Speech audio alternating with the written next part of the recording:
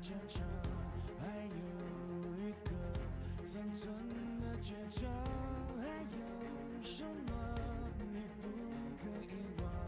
还能让你不断的出光。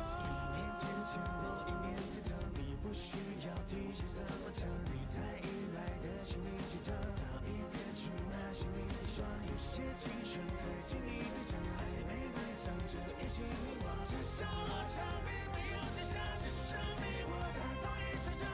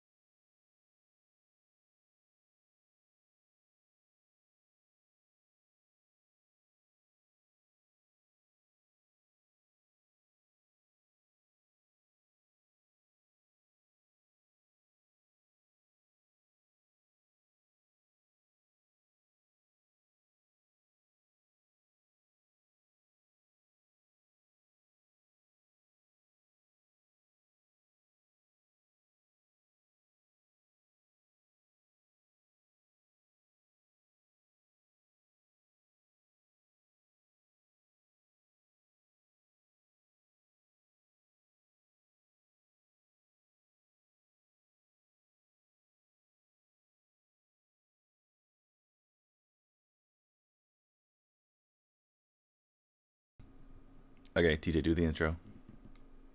What? Oh. Ladies and gentlemen, welcome to the AWC Bootcamp day number 4.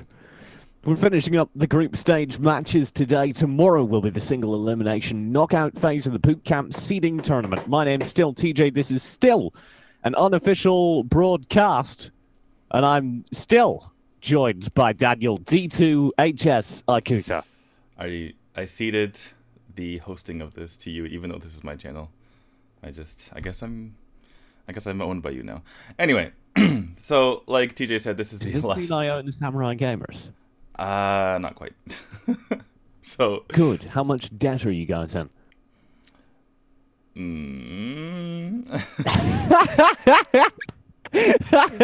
Let's not talk about that.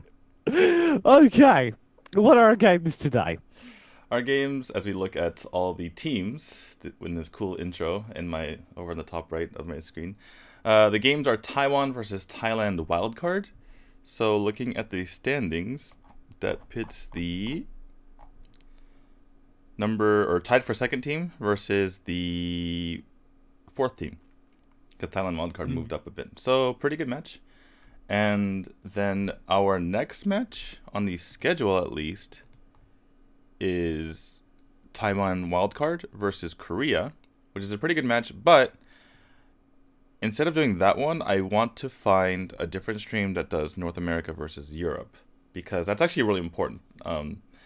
North America actually surpassed Europe yesterday in the standings, because Europe they only got 1 or 0 points yesterday, and North America got 2.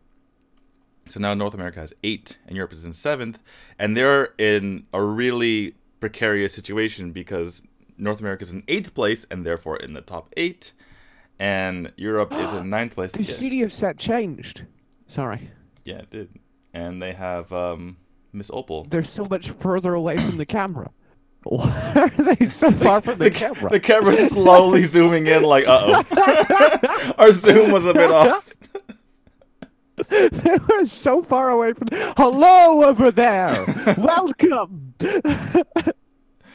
Oh, by the way, Opal and the woman with Opal's hair both have 4 letters. Illuminati confirmed? His sister, I can only assume. Exactly. I want to see the Illuminati in chat from our 2 people in chat. Anyway. So yeah, I want to see EU versus NA because that will very likely determine, well, not very likely, but there's a very good chance that it determines the number 8 team that goes to the top 8. So the North American team or the Europe team, whoever wins that match, basically I can't explain things. Okay, if you're in the middle 8, that means you face a top or middle 4. That means you're in the top. You either face someone in the top 4 and the bottom 4, or someone in the top 4 and the middle 4. It makes a big difference as far as whether you advance not only in this tournament but at the AWC itself. Did you understand that, or should you explain it, or should I try to explain it again? I was hardcore multitasking, so to be perfectly honest, I don't know what it is that I should have understood to explain. EU versus NA is a big deal. Not just because there's a rivalry, but because... Right, okay, no, I've got this. Okay, what my co-caster is trying to say is, and I'm sure he said it elegantly, but here's my super elegant, because I'm great at words. Let me tell you, folks, I have fabulous words. So, the EU versus NA is a major matchup because where they're currently at in the seeding is about halfway up the chart. The EU team was, until yesterday, ahead of North America, who's been criminally low. I think they've been in last place almost the entire time. Right now, they're in 8th. They're actually talking over this right now on the feed, so you can kind of see it. North America needs to win their EU game in order to get to the single elim stage. Is that incorrect? Yes. Well, it's like 90% correct, because there's a possibility that one of the teams loses, but they still get in if, you know, someone messes up their last match and the other wins the match last match. In order to be in control of them qualifying, yes, they need to win their game. Exactly. And even if they do win their game, depending on who wins, they might still not qualify, right? There's a world in which that happens. Right, if they lose the next one. Let's take a look at who Yes. they play in the second match of today. So, Europe plays Thailand, who is currently undefeated. So, I would imagine Europe loses that 2-0, which means that Europe needs to win. Looking at North America, they later on face Taiwan, who will probably also 2-0 North America. So, this is basically, their match is basically for the last spot. Because they are almost certainly both going to lose 2-0 in their next match today. You know what? I've never had more faith in North America. To get to the top 8? Yeah. Many people are like, America's screwed. But you know what I believe? I think America's coming first. Among the Western teams. Among everything. Among everything. So they're going to win the entire thing. They're going to defeat Taiwan later today. I actually, you can't see it, but I've replaced my green screen with a waving American flag. It's billowing behind me. I've got a wind machine set up here in my garage. It's not even a green screen where you could put American flag as the image. It's literally an American flag. No, it's literally an American flag. And I've got it hung up on the rack where my green screen was, and it's billowing. And it's giving me like a little bit of an America boner even right now. Oh my god. Oh my god. My, hold up, let me go get a hamburger. I'll be right back. I love how I've caught TJ at the end of the day every single time, so he's completely just out and making crazy claims and statements. But yeah, D2 TJ, can we get predictions? Predictions for this first match, Taiwan versus Thailand wildcard. I think that Taiwan bounces back and they win 2-0, but the games will be close. Oh, what do you think? So sorry, I we just started had an intense craving. we started predictions while you were gone, and by you I mean me. Oh my god. But so good. You said no sexual things today. I'm eating a hamburger. It's in a sexual manner. How is that sexual? Your mind just... My mind is perfectly intact. How is a hamburger sexual? I'm so confused. You tell me. How did you make that sexual? No, I'm telling you, is this hamburger is better than Europe Oh. as a continent. Well, I feel lonely now, so now I'm gonna eat my food as well. Which I made myself oyakodon, which is like chicken, egg, and rice. You know what I bet you wish you had? A hamburger. Halfway true. I do love hamburgers. Okay. No, it's because you love America. That's my food porn moment for the chat. I do love America. I also do love hamburgers. Full disclosure, prior to this stream, I was actually eating a veggie burger. But, and it is actually, the remains of it are still on this table. But I was eating a rice cake because I knew it would make a better noise. Whereas, like, the hamburger's squishy and wouldn't make it, obviously. So, it was a lie. I'm sorry. So you were actually eating a rice cake, and you pretended to eat a hamburger. Yeah, because I knew it was, I'm an artist, all right? I make great sacrifices for the craft of creating vaguely sexual eating noises. We're into game. It's game number 1 of the evening. Oh my god. Game 1 indeed of a best of 3 between Taipei on the left and Thailand's wildcard team on the right. We have seen Taiwan quite a few times because this is the Taiwan stream, but we haven't seen the Thailand wildcard team. Now, initially, I was saying, okay, maybe only Thailand. I mean, the Thailand wildcard was kind of in the middle of the standings for a while, but Thailand's main team, which is IT City Bacon, has been undefeated the entire way, right? So I was trying to make the claim like maybe IT City Bacon's really good and Thailand's just kind of like okay as a region. But Thailand wildcard did very well yesterday, and now they're currently in 4th place, which is obviously in the top 4. So interested to see how Thailand's wildcard team, which was selected in a similar fashion to Taiwan's wildcard team, in that it was selected among the top 4 teams in their country's championship league thingy. Was it a fan vote? I didn't get to look up if it was a fan vote or if it was like a committee that selected it, but they were not Sounds a allowed. little bit more deliberate. Yeah, they Than were the not. Taiwan one. Yeah, probably they were not allowed to have more than 2 players from any particular team in the top 4. Mm-hmm. So Okay. So it's still messy in terms. I know the Taiwan one was literally just a fan vote. yeah, But that seems to have worked out remarkably well. This wildcard team isn't doing too bad either, despite being cobbled together from multiple rosters. We're into the draft.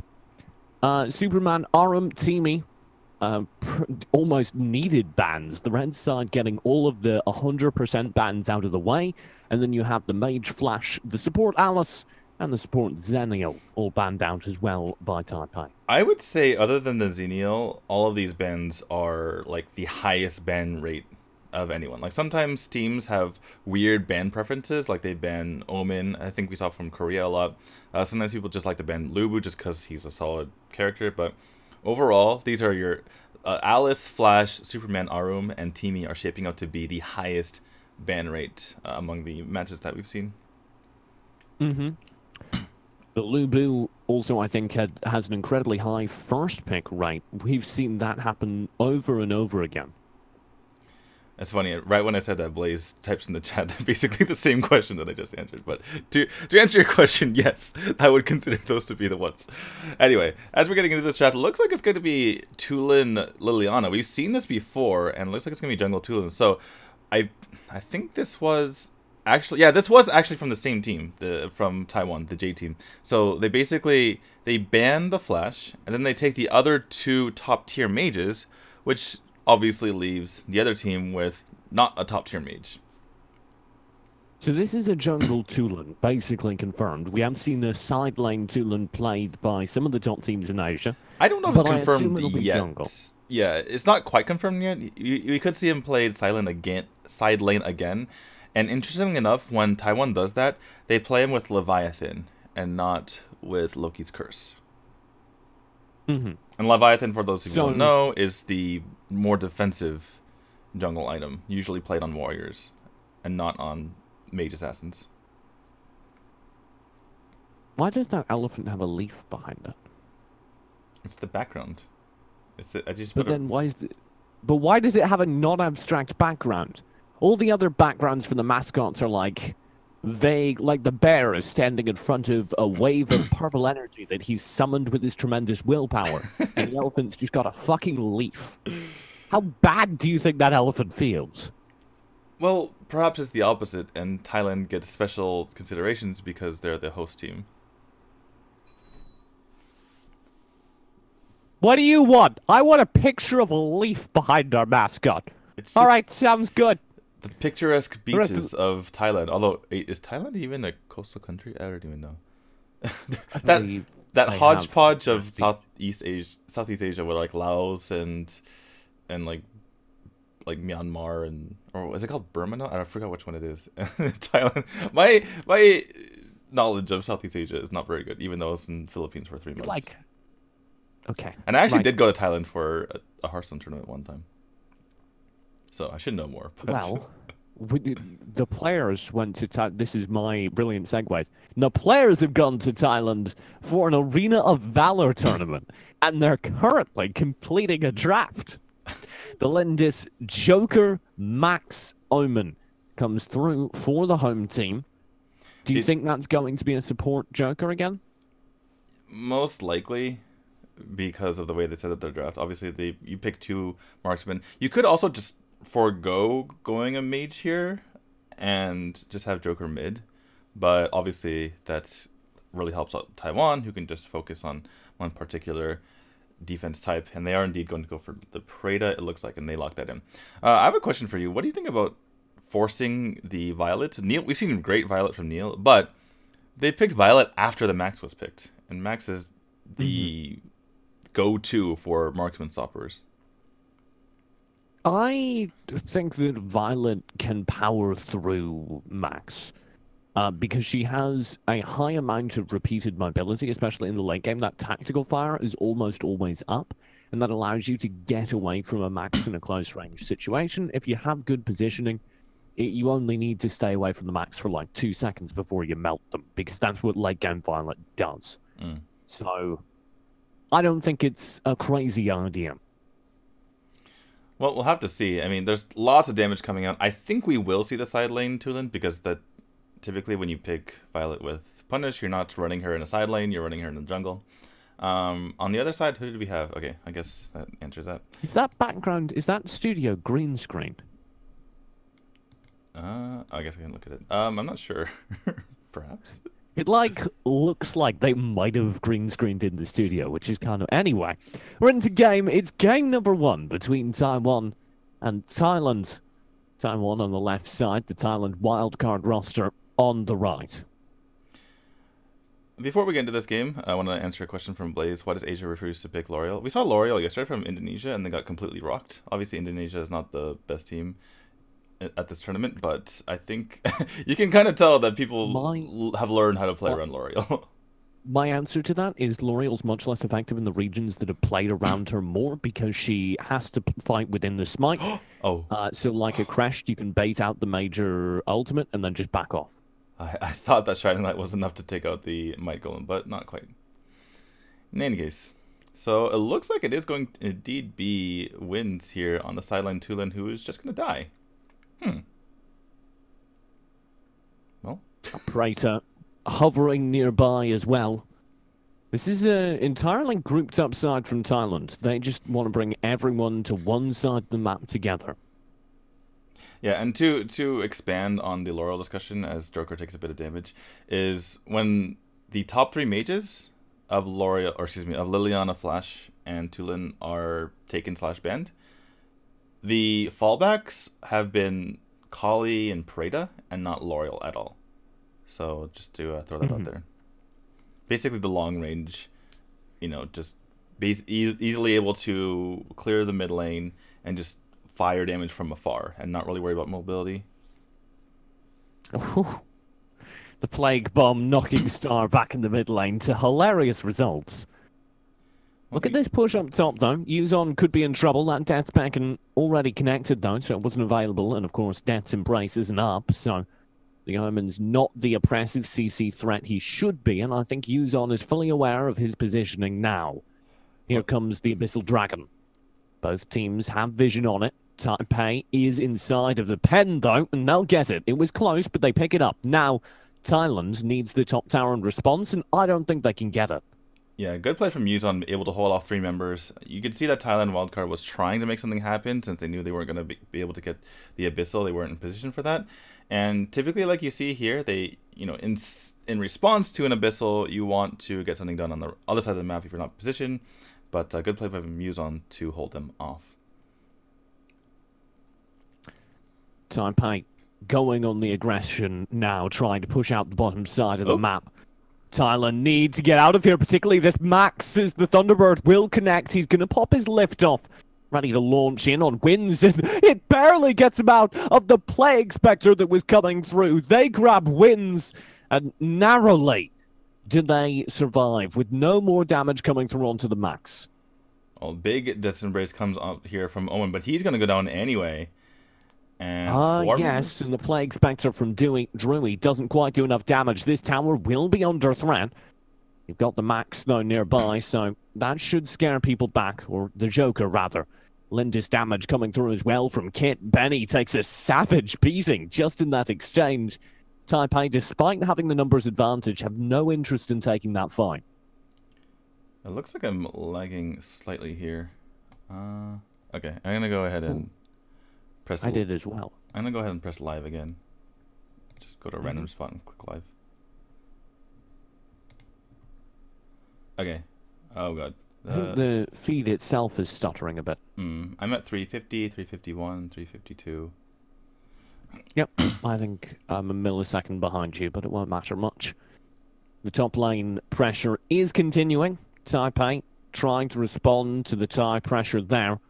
Wildcard roster under threat now, though. That's a ton of damage threatened onto Kissa, but he's successfully able to get away. Romeo comes through as well with the Death Embrace to stop the chase, and they've got the remainder of the team rotating in. This could get very messy very quickly for Benny and Yuzon. If they're not able to move quickly, there's a good stun on Yuzon. Oh! The Plague Spectre will pick him up. Very good teamwork. Those long-range bombs from both Joker and Preda able to get them, just the poke is absolutely insane as we see a little scuffle between Max and Liliana. But yeah, a little bit sloppy. Ooh. This Liliana's in trouble. Absolutely. They just spend their unpredictable. They're in human form. There's no way for them to get into this tower because they don't have the mobility to disengage. And at the same time, Thailand's pressuring this top lane tower. They're going to get a tier 2. I can totally imagine the Thailand wildcard team just yelling, just like basically screaming to like, she's in human form. She just switched back. She cannot get around. And then it's like, okay, let's take the tower. And you can totally see the combination there coming out from Thailand. Is your stream singer again? Drewy will be pushed back. Thunderbird not quite enough to pick off the kill. My stream stuttered a little bit more there. I'm at 517, 518. Well, I wouldn't worry. Okay. Just wait for yours to stutter back again, I suppose. If you notice anything, push it to live, and then okay, we'll work through it. I think that's also the reason why the quality is a little bit lower, if people are wondering. Yeah, their feed's probably... It's all the extra technology they had to use to green screen in that massive room for the casters. All their computer power is going to giving the casters the biggest digital arena in the history of digital arenas.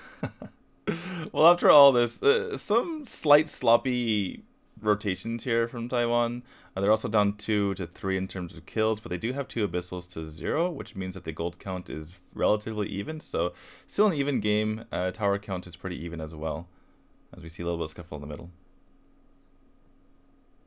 Abyssal Dragon will be important. Taipei need it to work back the gold lead in their favor dominantly. That's what they'll want.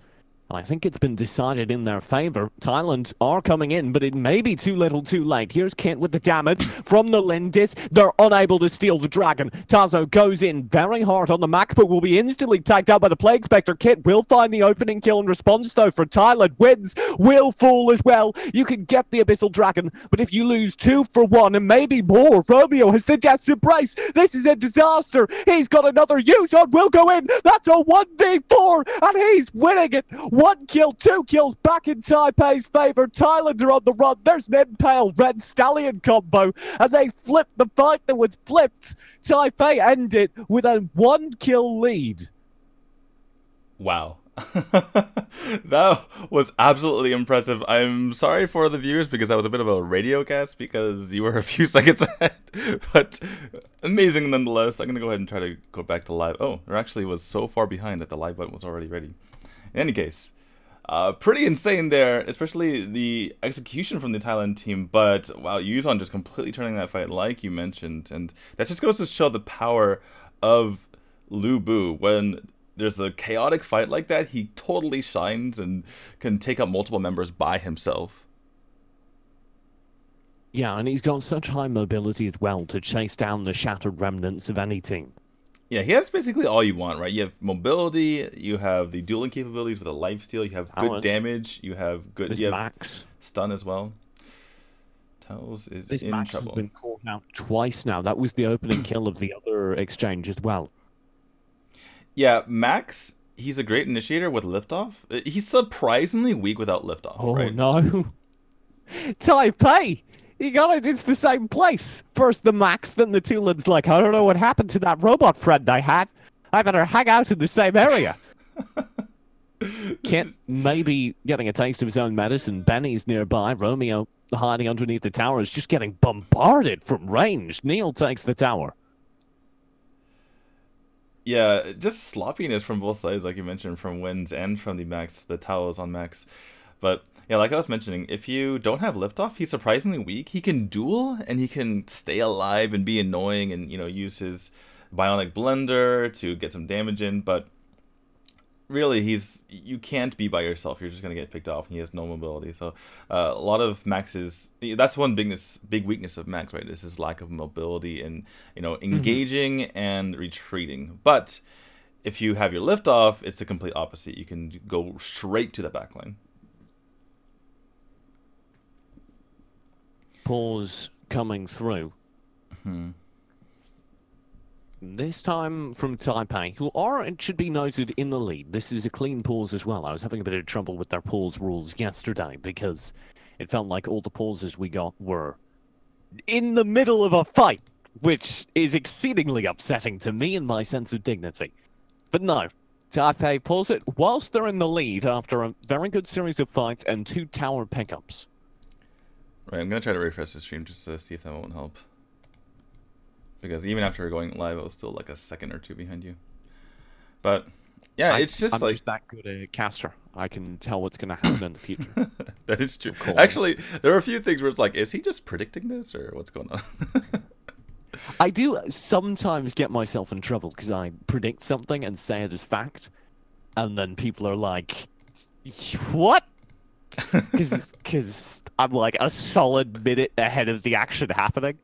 And I just say it like it happened because I'm like thinking in my head that it's going to. And then sometimes I do that and I'm wrong. And that's the worst. We could switch to the Thailand feed, potentially. Because they're having the same game. Well, they're all being broadcast from the same facility, so it probably won't make a difference. You say that, but... could. Well, if it continues to be trouble, we'll deal with it. Okay. In between maps, though. We're back into it. Taipei still in the lead. Thailand grouping up towards the Slayer. They need to keep an eye on it, and they just want to have control. Yeah, we're getting to the spot where if you are not... Ooh, okay. Just Benny, deleted. that's a good engage, coupled well with the blinding light. Romeo needs to play back here. Taco will dive the backline. That's Neil under threat from the Bionic Blender, but they mess him up. Thunderbird comes through. Romeo with the Death's Embrace will trade for Benny, but that's not enough. Taipei win the fight dominantly, and they're in such control of the game. Drewy oh no, he won't. He will not make it underneath the tower. That was insane. Star coming out from nowhere just with the shining blinding light. She's even just diving onto this tower. That was Neil as well. Tactical fire.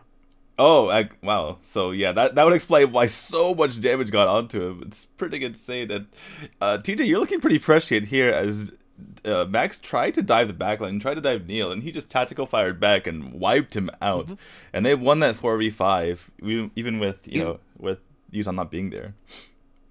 Is it just me being smug, or is that literally how I described that matchup would go? A little bit of both. Some smugness, but warranted. Interesting pickup here from the Tulin. Gonna go for the Soaring Aura. It certainly makes sense with 2 mages on your team, so that could also be part of the reason why we're seeing so much damage from Liliana, because every time she throws out an ability, the opponent's magic defense is lowered by 225 if you combine the Soaring Aura and her enchanted kicks. Brutal. Thailand still under threat here, are having to play more and more defensive. You can see they have very little jungle control at this point. Yeah, Taiwan trying to extend their lead here, is trying to figure out a way they can take the Stark Slayer. You see them kind of hovering around it, like, should we try to bait the situation and set up in the bush? Should we just try to take it under their nose? But a lot of tension here as both teams are sitting up. But Neil! Oh, Neil. Deleted on the front lines, but the trade is instant. Wins gets 1, make that 2. Thailand lose so many, that's 3 in the front lines. Tazo and Drewy are both fleeing for their lives behind the high ground towers. They thought they had a setup, they did not. Yeah, Neil with a cardinal sin of tactical firing forward, but it doesn't matter especially when you have 2 major damage sources in both the Tulin and the Liliana. And even the one tactical fire from Neil was able to set up the kills later because they were all so very low. And Taiwan's going to take themselves a little present in the Dark Slayer buff. Do you think there's a man in the control room whose job is to push the Dark Slayer timer button? I don't think that's his sole job, but I mean, I suppose it could be, considering how much he sits Tencent... there in like an office chair, and in console layout there's one massive analog button. Oh!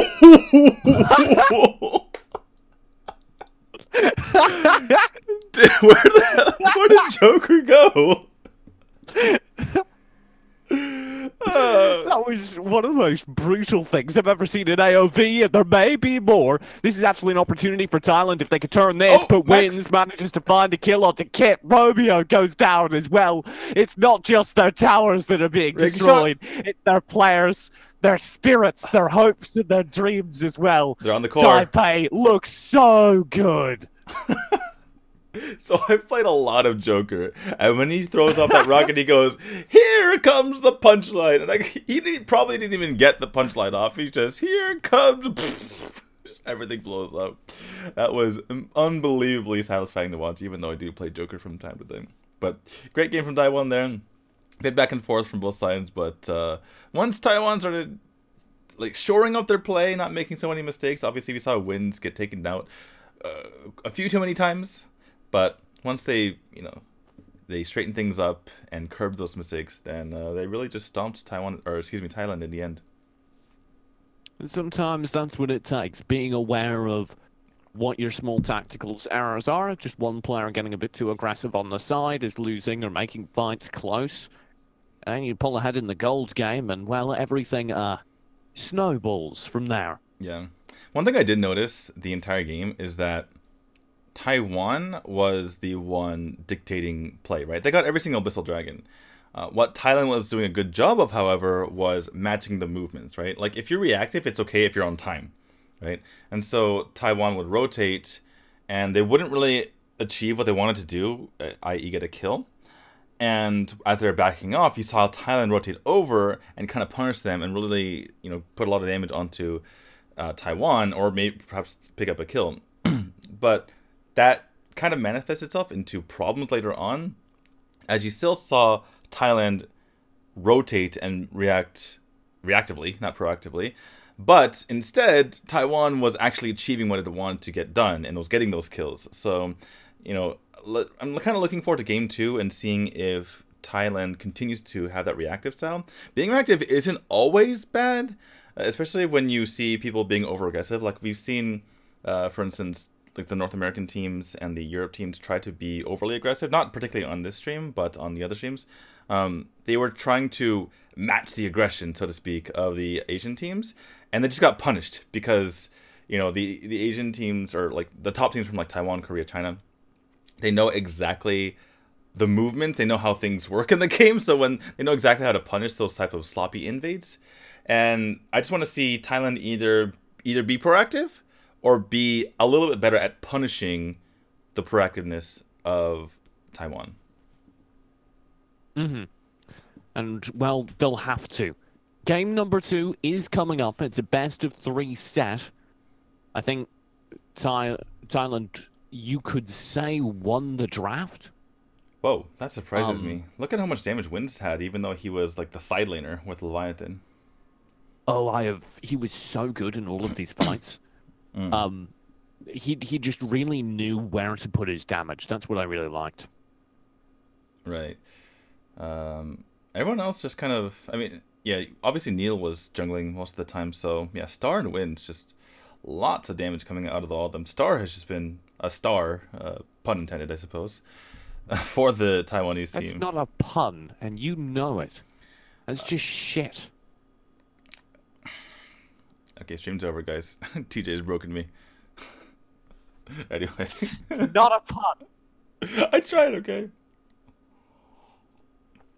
I appreciate that you're trying. I know. Game number 2 will come up. A little bit more pressure, perhaps, from the Thai side. A little bit less dominance from Wins, and we can get to a Game 3. We'll find out, though. Clap after this break. Snap.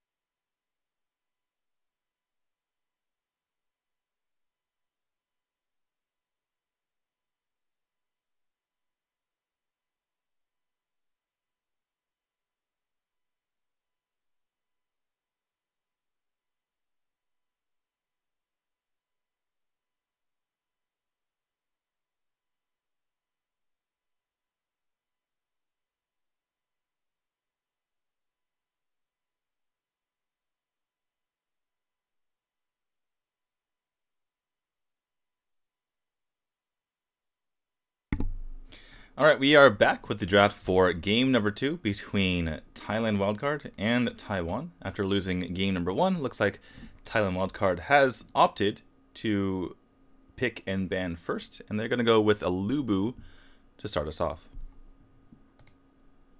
TJ has his mic still muted. I guess he's going to the wee room. No, I don't. I'm good. Okay. Why would you ask?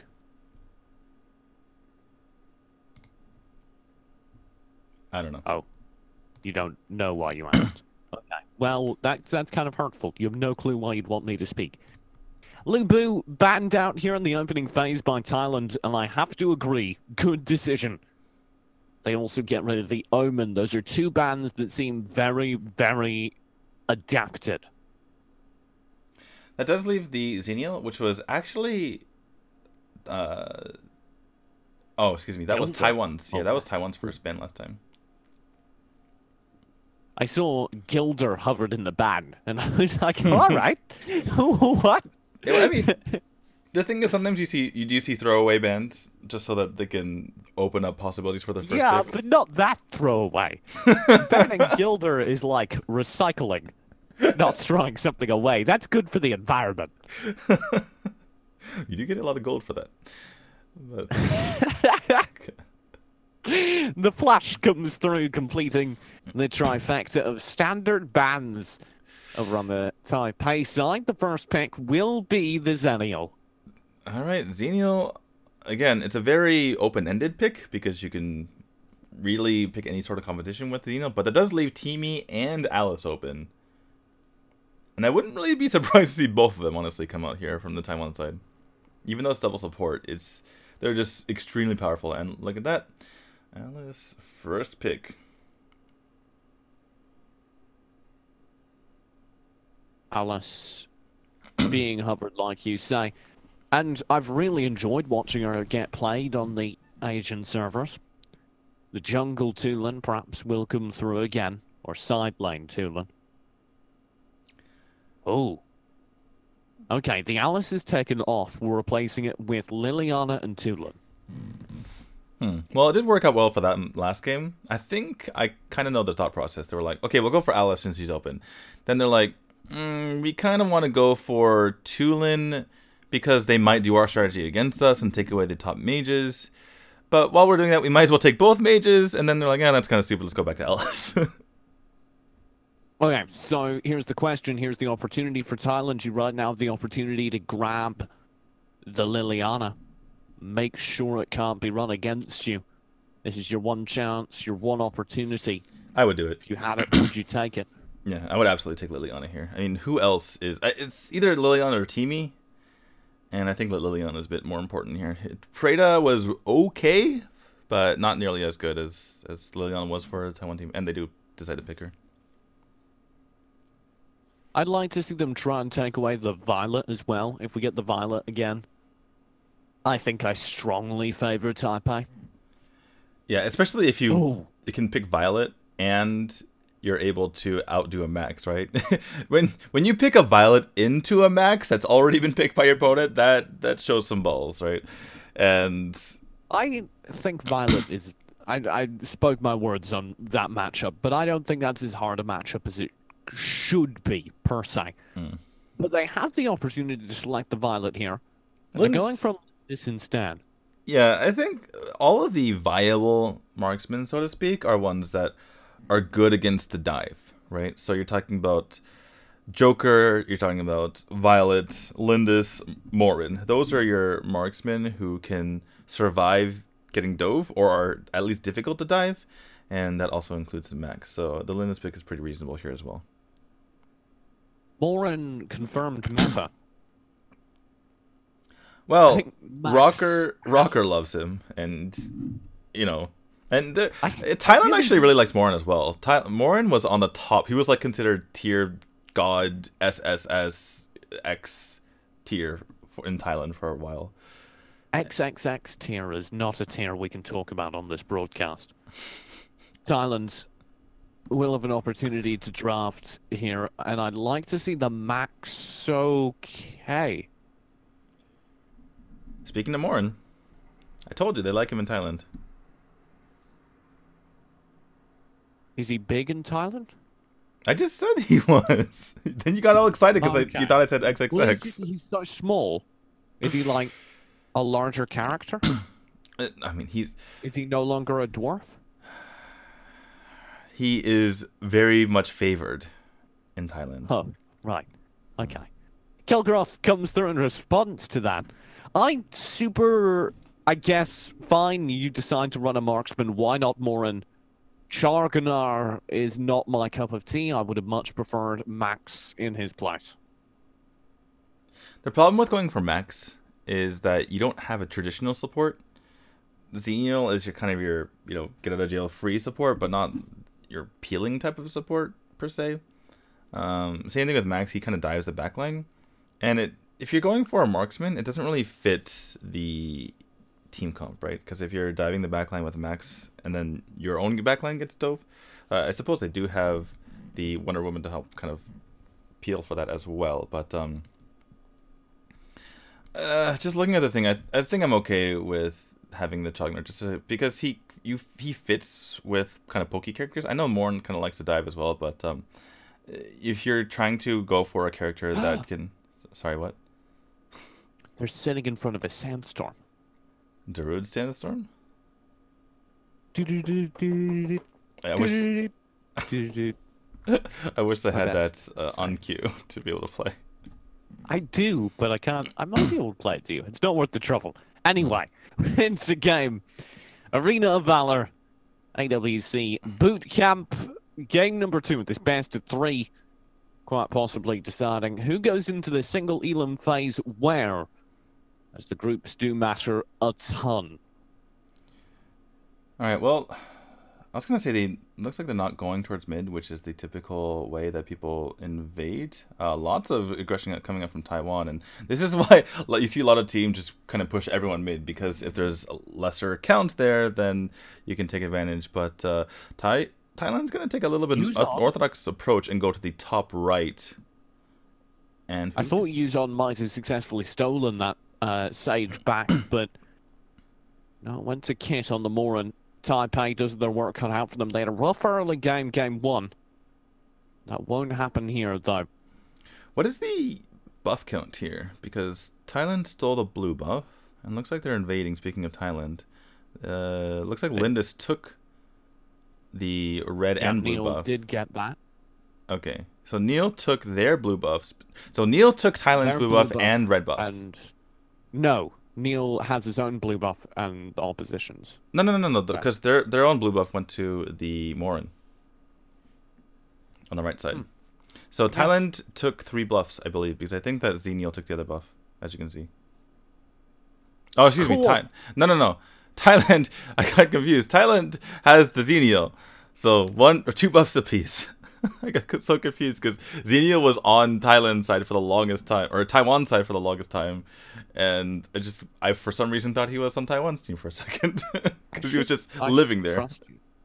I'm just sorry. Like, I don't really know what he's talking about, but he's like 8 times smarter, so I'll just say, right. Hey, I shouldn't trust you. It's confusing sometimes. Star will be in the front lines here, but he's going to shrink back for a moment. Kit takes a ton of damage. There's the Pooty, puts the flicker in. We'll find this done. The Angelic Splitter is coming through, but Kit is already gone. Taipei claim the opening kill. First blood in their favor, and they're going to try and carry this over to an invade. Sage Golem and Towers.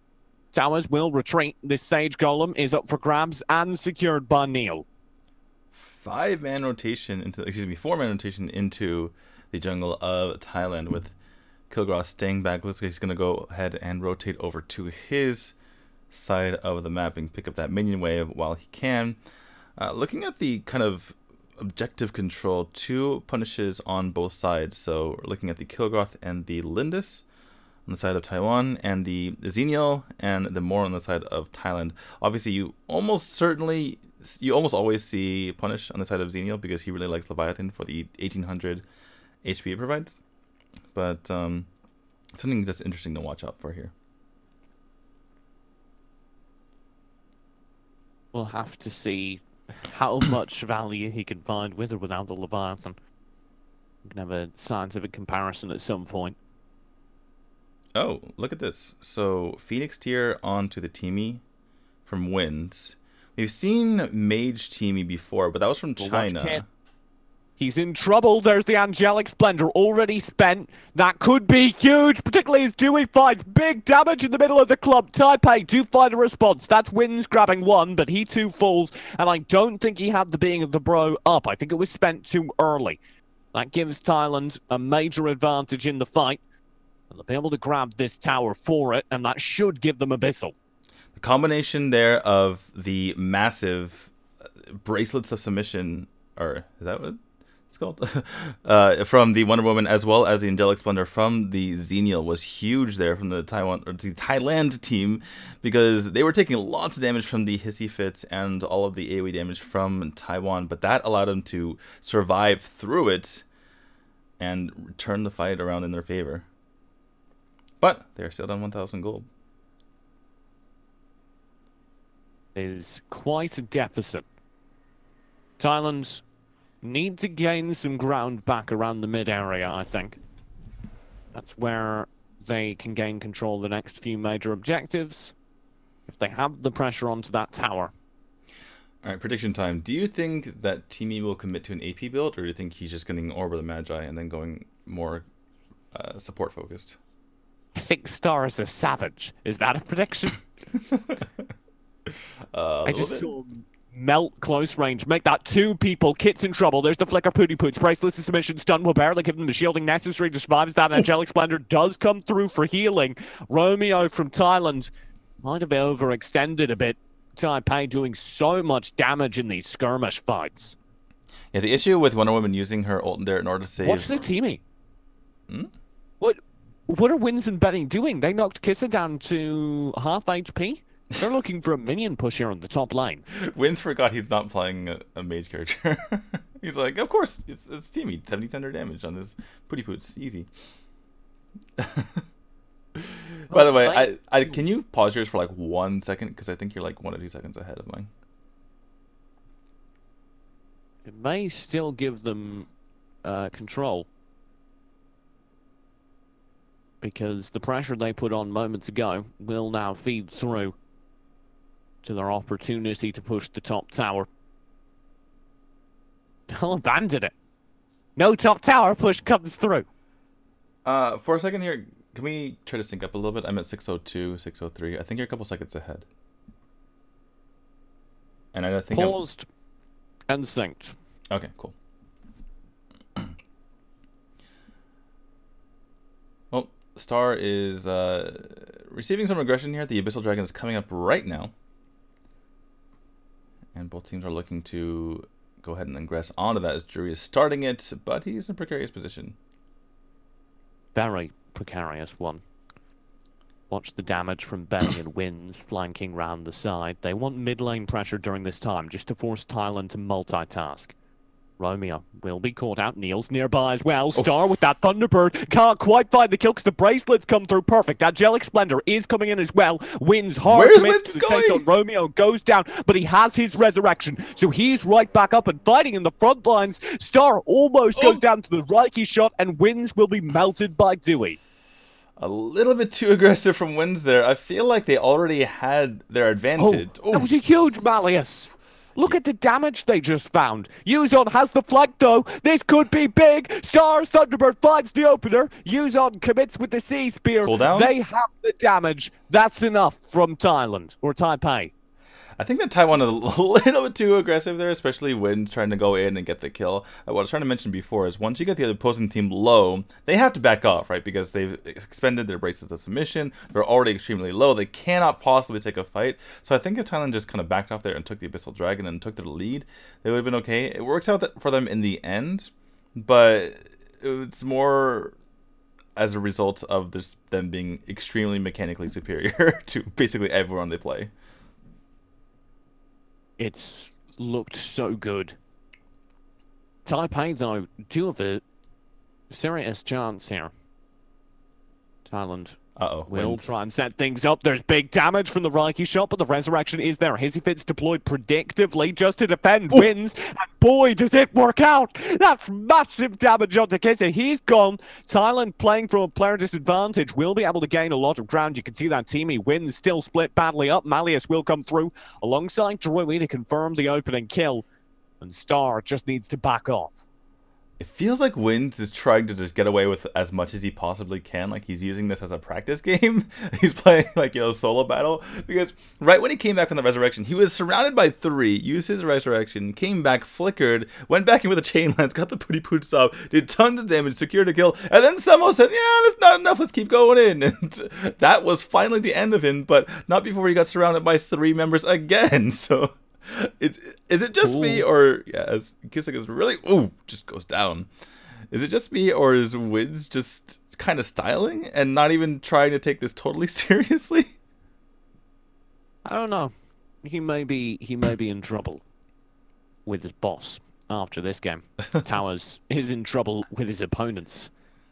The tower goes down and he's got players all around him. Neil wants bot lane as well. Wins. What are you doing? What are you doing? What am I watching? He runs away. Yuzon will take the front lines in the meantime. Taipei gaining a lot of ground. You could say the winds of change are blowing in their favor. I want to open up the Arena Valor client and just show it to Wids like, see, it's his tank/support, okay? You're not supposed to be in there like that. Not melee DPS? Yuzon taken on 4. What is going on? Even baits out the Angelic Splendor from the ZDL? What? Why do you spend... Okay, so the reason you spend the Angelic Splendor is because the pressure's coming through. You assume he has backup if he's willing to commit to that fight. But it was all a bait. Yeah. He just got out of there. Oh my goodness. Through all this, somehow Taiwan's opened up a 5k lead, even though it's only 2 kills ahead. Just feeding your way to victory, I guess. That's how Taiwan looks at it. Well, they've been winning the fights. Okay, they've been doing stupid stuff, but it's been winning them fights. I think that Wins is just, he saw the AP teamie from China. He's like, I want to try that.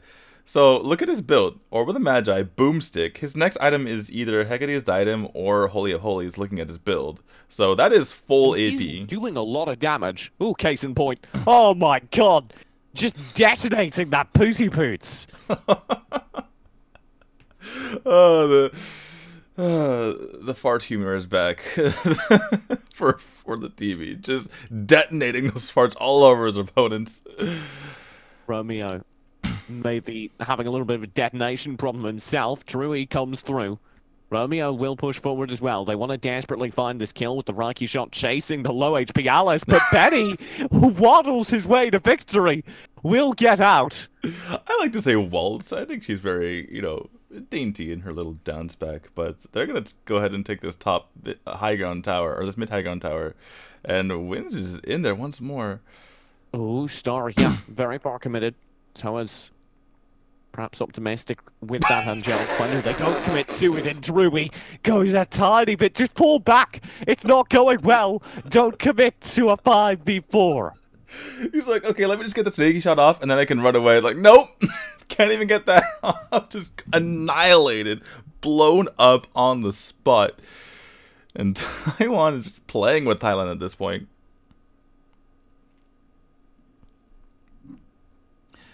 It's better than the last game for them. They still have a chance of getting things back, but they need to find and stop plays like this from Yuzon. Neil comes through as well. No, I spoke too soon. Romeo needs to spend the bracelets just to get away, and it's not enough. Sea Spear comes through. Here's the Angelic Splendor. Oh my God. Little, too late. It is a slaughter, a bloodbath at the top lane, and disastrous for Thailand. That should be game. A clean ace. And they've got the push through to the base. The minion wave are here, and Thailand's are defeated. Taipei taking a 2-0 victory in the final day of the group stage. Thailand just evaporated. That was so much damage coming through to the end. And just to talk to Blaze, yes, I know he does 1700 damage. It also has a 1.65 AP scaling. So when you get that damage, it scales a lot. And also, the other thing is, if you get Boomstick, which is weird to say on Teamy. If you get Boomstick on Teamy, you actually get extra 50% Hold damage on everyone around you. I've just had a fantastic... Sorry, you're doing great analysis. I've just had a fantastic idea.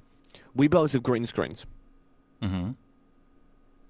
Is it possible for you to green screen me and you onto the set? Oh, God. I can try to move myself really quick. I'm sending you me. Oh, wait, I need to move my webcam up. Wait, what? Oh, no. The color balance is all, like, weird. Why is my webcam not on top? Oh, there we go. Oh, yeah. You now have access to my camera feed. This... I don't know if this is possible, but we need to find out for science. I need to set up the chroma key on your green screen now? Oh, don't be a baby. You can do it. I don't... I am, like, in my 30s, okay? This is... this technology is beyond me. Oh, stop being an old man. You can do it. Window capture... Create new. Where are you, Discord? How do I? What in the hell? It's not capturing Discord. Oh, you have to use Discord video capture is weird. I'm so confused. You have to.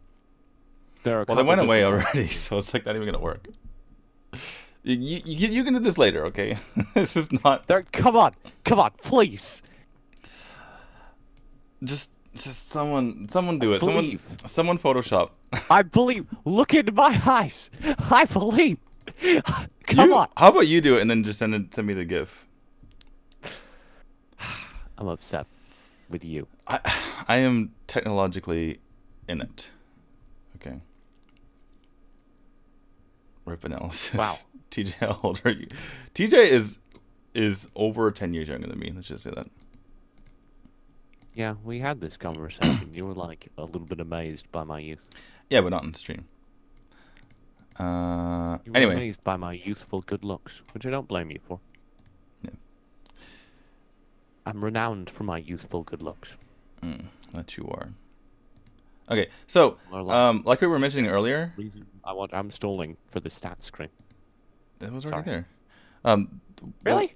What? Yeah, I don't have a stat screen. it was there. And it went away while you were trying to make the green screen work. Missed. Anyway, so if we continue on this stream, the next match will be Taiwan wildcard versus Korea, but we want to see NA versus EU, so I'm trying to find a stream that's showing that. Over on the Vietnam stream, we still have Vietnam versus China, and oh wait, they just started that, didn't they? Vietnam versus China. No, they didn't just start that. Then why is it still 0-0? Oh wait, I didn't go live, that's why.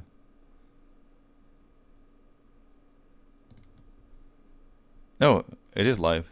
Vietnam versus China is 0-0 somehow. How is that possible? Long game one. We had two relatively quick games here. 22-minute game for them? Yeah.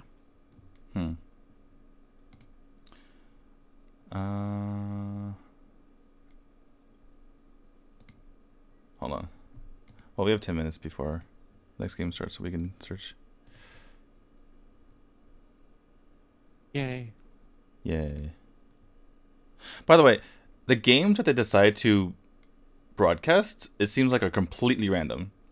There's no coordination between... It's not home team. Yeah, they just like, oh, we're going to do this one. We'll do that. Like, you'd think that Garena Thailand and Garena Taiwan and Garena, Philippines would coordinate and be like, we'll do these games and you do these games, right? And if it's a massive game, we'll do all of them. But it's like, no, they just do random ones. It's probably the casters or production people being like, this should be a good game, we should watch that. Because that's how it's decided for a lot of broadcasts. Right, but this Something is as simple as one of the guys thinks it'll be a fun one, and then people go watch it right, on the stream. which makes sense. But they're all different. Like, they're all the same company, so I feel like some of these games should be broadcast, especially for like the people who want to watch it, right? I'd like to give a shout out to Suey J's Immortals roster. I don't know if anyone cares, but they just qualified for the KPL Cup. Oh, nice. Immortals greater than China confirmed? Well, chill. They qualified. That doesn't mean anything. I'm gonna go ahead and just say it.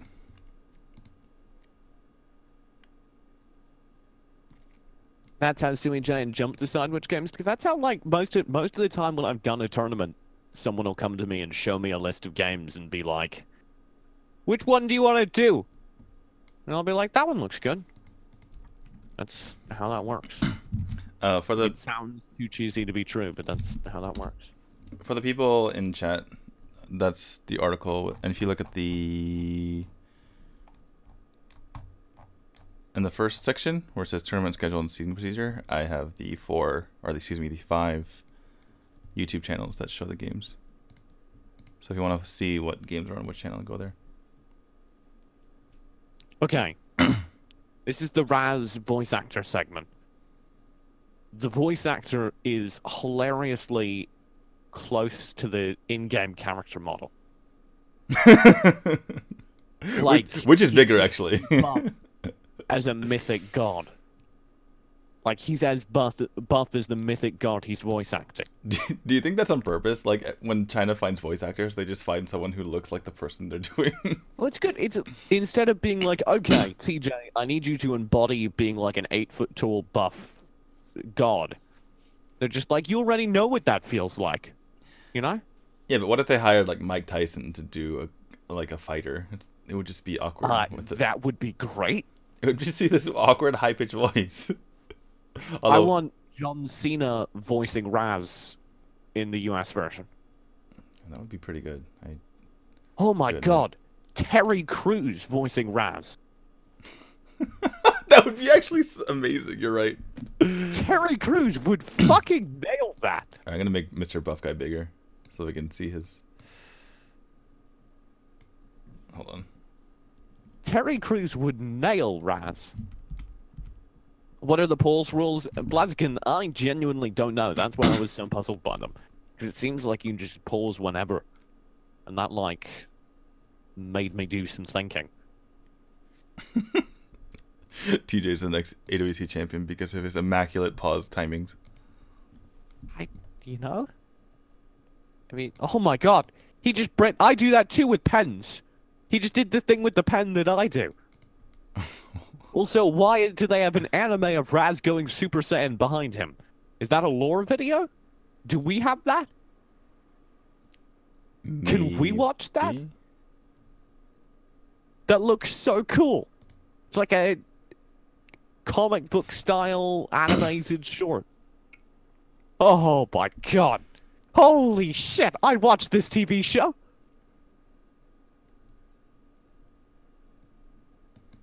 If you go to the respective YouTube channels, they typically have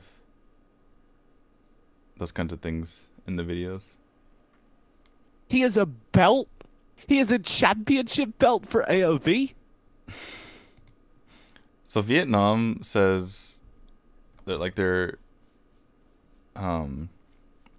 times are, they have Vietnam versus China, and then Taiwan wildcard versus Philippines at 6, which is right now it's 1 p.m. in China or in Vietnam, so that would be... Oh god, what happened to his chest? Sorry, his rib cage was like weirdly distended. This is very sad. I really want to see NA versus EU, but it doesn't look like anyone's doing it.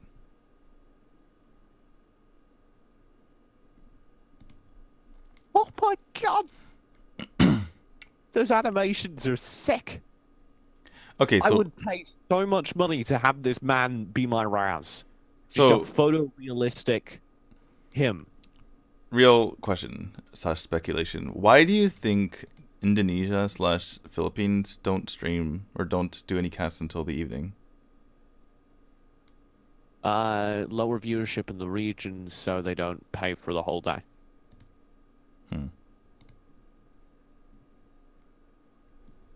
Oh, now we're just back to the boy band. Could we have a version of this song that's sung by the Raz voice actor? Oh god. Well, Fun fact, this song actually plays every time Daniel plays with me in ranked. I'm like, Daniel, do you want to play with me? He's like, I will carry you. let me get the song ready. wait. Oh my god. Like, all right, but do you want to play ranked? He's like, I will carry you.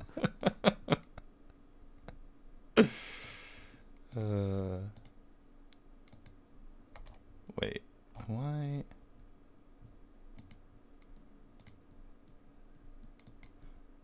Huh? Wait, Thailand just ended the stream like, thanks, see ya. See you next time. What were they supposed to do? Watch the North America game? Who wants to watch that level of play? Are you using the fact that I gave you my video feed, by the way? Oh, should I? Yes. Oh, this is just too difficult, I told you. Clickbait me. Oh my god. Put me in your thumbnail. I'm the perfect clickbait.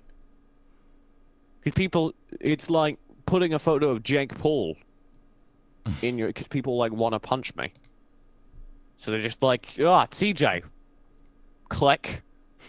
TJ just showed a punching motion right now for those who didn't. I did. It was like a punch, but it was so they're like they want to punch, but they can't, so they just click and watch the video instead. So I tried to show people watching are not looking at the black screen because I tried to add Discord and it just showed There's a like black a thing screen. you have to do. Discord.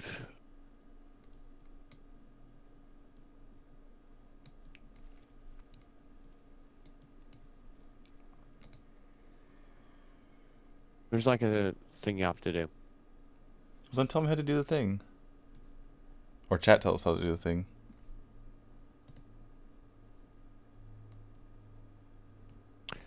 Open Discord, go to settings/appearance and disable hardware acceleration, then reset Discord. I have to reset Discord? Ugh. Restart it. Okay, so say that again? Settings what? Settings, appearance, Okay. hardware acceleration, off.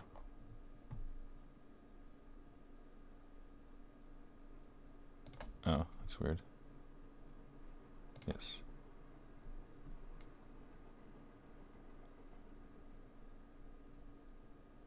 Huh.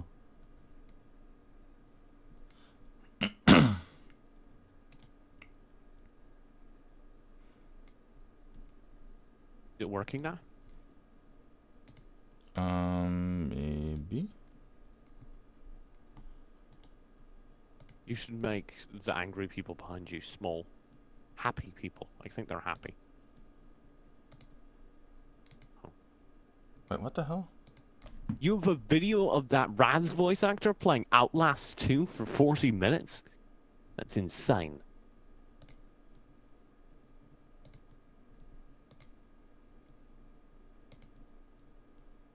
Ah. Okay. I want it. At some point in the near future. Oh no. I'm on... I'm gonna eat this rice cake. So now how do I have to chroma key you? Filters. Add. Chroma key. Green.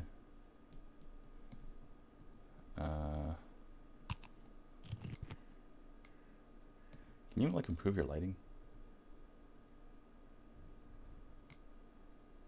It's all fading away!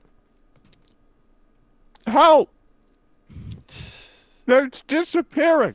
My reality is vanishing. It's just like a sky. Oh my god, there's people. Your green screen's hard to work with, okay?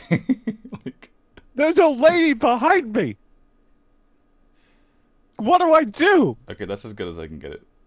I'm in a guy. Hi. Or is it this way? Which way is it?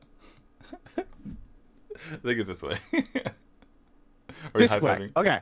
Hey, Hey, how's it going? how are you doing? I am apparently... I have... the top is a blue shirt, but below that is a suit. Somehow. Not really sure how, but... I need to, like, move back in the chair. Oh, yeah. And then... this way? I'm trying to get it lined up Sure. right. Hold on. Why are they facing each other? They're really... Because we're so... perfect. Oh, no. I'm too far now. I need to scoot back a bit. Now, if only you could nail the chroma key, it would be one of the best things I've ever been a part of. It's hard because there's like it keeps changing color. Your green screen is like over here. It's like shadowy and anyway. Why do I look like a 16-year-old child? Because I'm 18.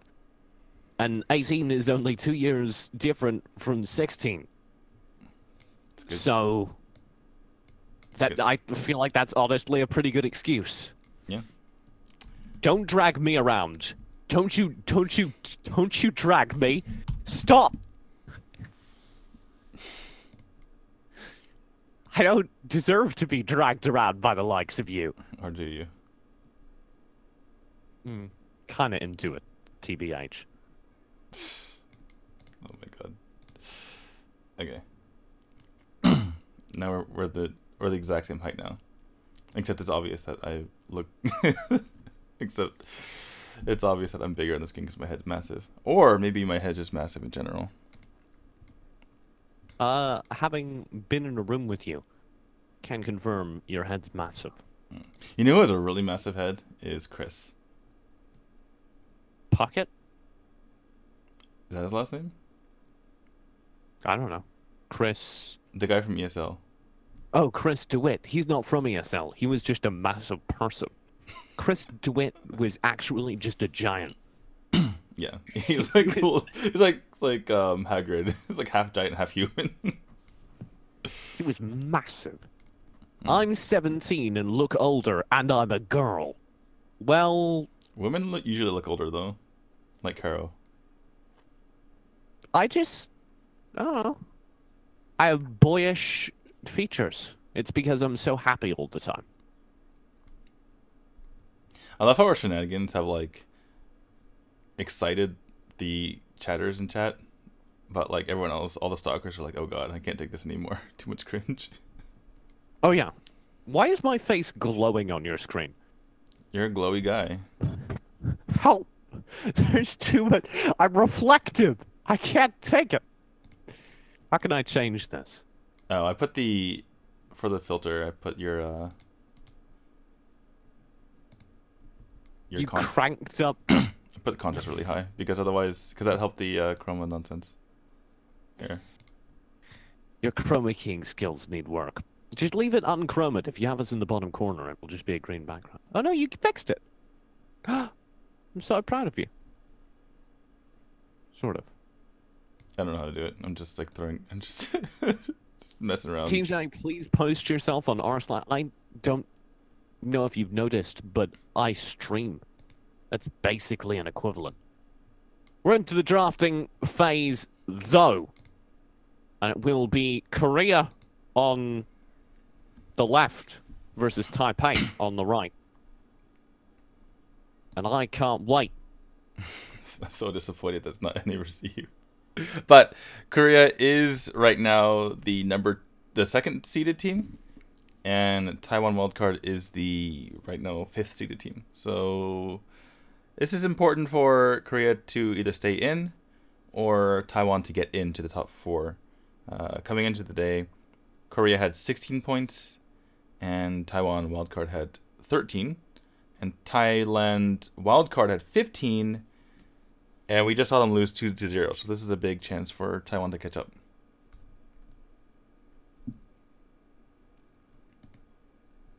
The first bans do come through. You can see that Taipei has banned the entire AOV client, along with the word playoff and day. All of them. They're all banned. I literally can't say those words anymore because they've been banned. How do we talk about tomorrow then? The bracket of teams. The other side of the bans we can talk about, and it will be Flash Teamy removed. They eventually decide to give up on that map ban UI. They'll be fixing it behind the scenes and throwing it over to their casters in the meantime. Oh. Oh, they fixed it. Nice. We're back. Don't move me! Don't move me! Not okay!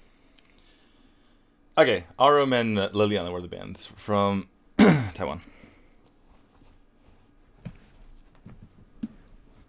Ryoma coming through as well. Ryoma, as you constantly correct me. Thanks. I'll get there eventually. The thing is, you like leaned into the rise. I thought it was just trolling. Ryoma! Here in Texas, we only have the Ra and the Oma. I sure like Ryoma bread. Do you want sourdough bread or Ryoma? I'll take the sourdough. Yeah, because you're a sour person. You're the one Zennial will be the final ban. You went straight for the sourdough bread in Pizza. LA. Yeah, I like sourdough. Sourdough's great. Taiwan just rotating between garbage characters. Is that actually... Gilder, Mina. Really? Are you 5? Okay. Deep breath. We have the lock-in coming through. It will be a logical banning phase. The Zennial coming through at the very end to close it out, and nothing looks out of place. These are all standard bans. Superman is still in play, though. They opted to ban Liliana instead of Superman, which is understandable. And then first pick Omen to make sure you have a counter to him should he be picked. And this Tulin pick is... Ooh, Tulin Superman. So, very strong here from Taiwan, because there's no more top mains left. This is weird, because they intentionally went... They said, we'll leave Superman through the banning phase, and then we'll pick Omen and play him into your Superman. Right, but the counter to not getting countered, or the way to... It could be. The way to not have Omen counter Superman is to just not play him in the same lane. So Taiwan's just fine with that. But what if Grax is Superman counter too? Only if you hit every hook. What if Alice? What if Joker is his Superman counter too? Actually, funnily enough, Greg's first ability slows Superman enough in the early part of the game to stop him from flying, but not in the later part of the game. I would actually like to see the Grak actually, because I think he has the potential to help shut down the Superman, but instead we get Joker, Tara. What was the region that played Grak a lot? Was it Korea? Or was it Thailand? One of them. By the way, I think we can confirm that Hawk is not a girl, unless she looks very manly, because looking at the intros to the teams... But someone in chat specifically went and looked and found out that there was. They were like, I looked through and Korea has a grill. Maybe they replaced the grill. Oh no. Anyway, I still like the Hawk and Jock pair. You're gonna get hawked and then you get jocked. Or J-jocked, as TJ likes to call him. Sounds vaguely sexual. Everything Alice sounds vaguely sexual to you. Joined by the Malak. Look at this draft from Taiwan. Like, oh my goodness. Just Superman, Tulin, It's like Alice, Malik. every hero that's either insta-banned or has an extremely high win rate, or both. They should win. Because they're picking this into Omen, Joker, Tara, Ryoma, Praetor. Tara, not played. Praetor is fine, I guess. Omen is good and decent, as is Joker, but none of them are powerful. Yeah, I think they're going for their Ryoma and Omen to counter the Superman, so that whatever solo lane that Superman goes into, they have something to go against her. But L'Oreal could be the pick. Nope, just kidding. Such a tease. Anyway, so the Wailing Blade and the Naginata Jutsu from Ryoma is like reasonable at slowing Superman down if you can land it, so that he goes into walk form or walking form, not flight mode. Anyway, last pick is going to be Violet. Feet on the ground form.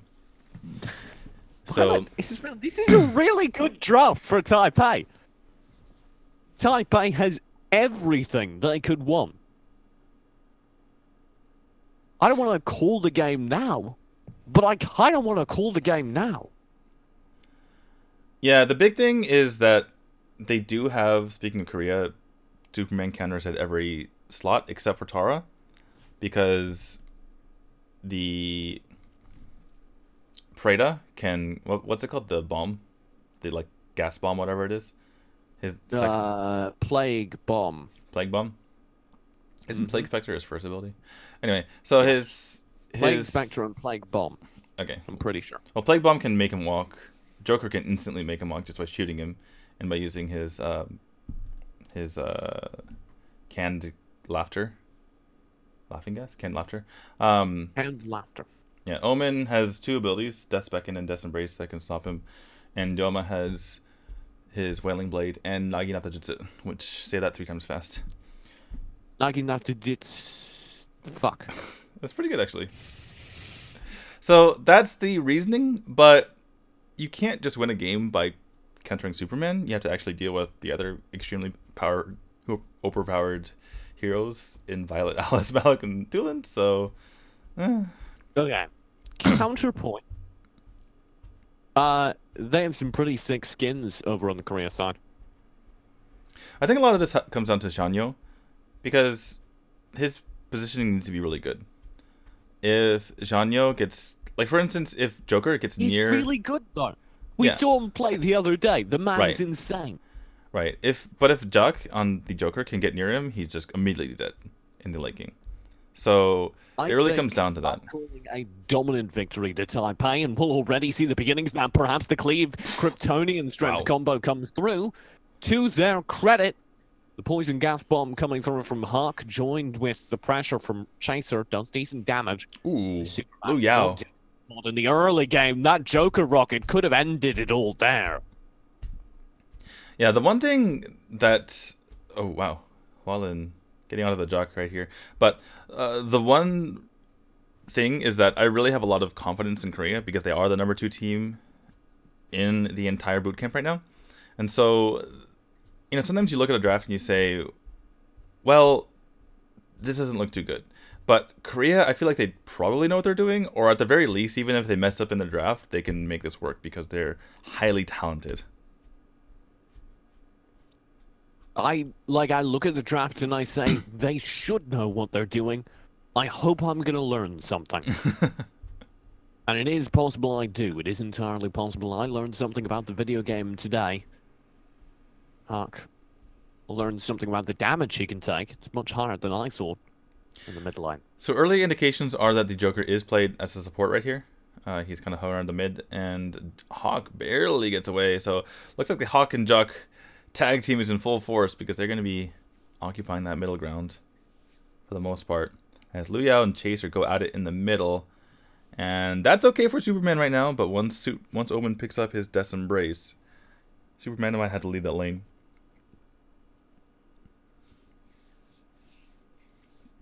Pressure around this Abyssal Dragon will pick up.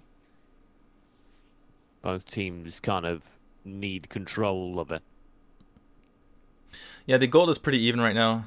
Both teams kind of trading invades in the early game. So this is pretty big. Jack's going to go ahead, since they don't have position, going to release the Abyssal Dragon so that Taiwan can't take it. Taiwan wasn't really in a position to take it anyway, so both teams just kind of standing back and being like, okay, we'll play for the late game. We can hold off on this Abyssal Dragon for now. Doesn't need to be forced. And we'll see how this plays out later on. Yeah, you can see that Taipei across the board are playing very defensive because they have a lot of later game characters. Yeah, other than the Tulin, and Superman's pretty early game as well. Or not only early game, but he has a nice early game. Superman's mid game. Superman's like all game, essentially. Yeah, but I think like once he gets to his mid game, he has all of his abilities, and he just cycles damage in a way that's scary, especially once he gets those cooldowns low enough. Right, but other than the Tulin, who is good at early game and doesn't scale as well to late game, the rest of their heroes are very late game focused. The Violet, the Alice, and the Malok are all just monsters. I would say Korea will look quite good in the late game as well. So I'm not sure that waiting things out is the best call. They're going to pressure the bot lane. Sun will be caught out in the open. They have the whirlwind, but there's 3 players on them. There's the smash, the shot coming through in answer. You can't run. Not from that. You know you're in trouble when you're running towards your opponent's base to run away. Top lane. Though, Liu Yao did a great job juggling his flight mode, staying alive underneath the tower. Here's the take on the Abyssal Dragon coming through from Taipei. The wildcard team will be able to pick it up and hold the top tower. See, this is what we saw from Sun all yesterday. He's a very talented player, but he always seems to be caught out of position as Hualin goes down. But he's out of position in a way that doesn't give his team advantages, right? It's one thing for the entire team to converge on you, but you're gaining advantages on the other side of the map. He just kind of just dies because he's over-aggressive. And look for, again, Sun just kind of just dying. Getting called out, yeah. But he's got the hissy fit on him, so small pleasure is they know that cooldown's out and the rest of the team will rotate through during this time. Abyssal Dragon was previously taken by Taipei. That's why they have a significant gold lead. I think Taiwan might want to rotate over to Sun again and catch him off guard because he did have to use his ultimate there, speaking of Tara. So she won't have that survivability if they decide to go ahead and catch her up. But looks like they're just rotating through the jungle, speaking of Taiwan. And no objectives on the field, so both teams just really playing defensively.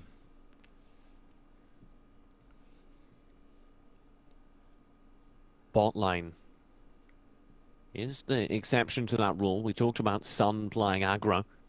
They're doing so to no success right now. Top lane also breaking that. Liu Yao in a lot of trouble against the Omen in lane, especially with Rush joining as well. This will be the cue, though. As he falls, the bot lane pressure comes through in earnest. Sun, already at low HP, is in a lot of trouble there, having to play underneath the tower, whilst Taipei push further and further forward, cutting the wave, and try to secure the tower. Top lane will fall. That's to Korea, who will then has to back off as the pressure comes through. This could be really good for Korea, actually. They might be able to gain a lot of ground here because this tower bot lane's still only at half HP and Sun's regained most of his own health. Yeah, what do you think about... there's another Death Embrace comes here on the Liu. I don't think he's going to die.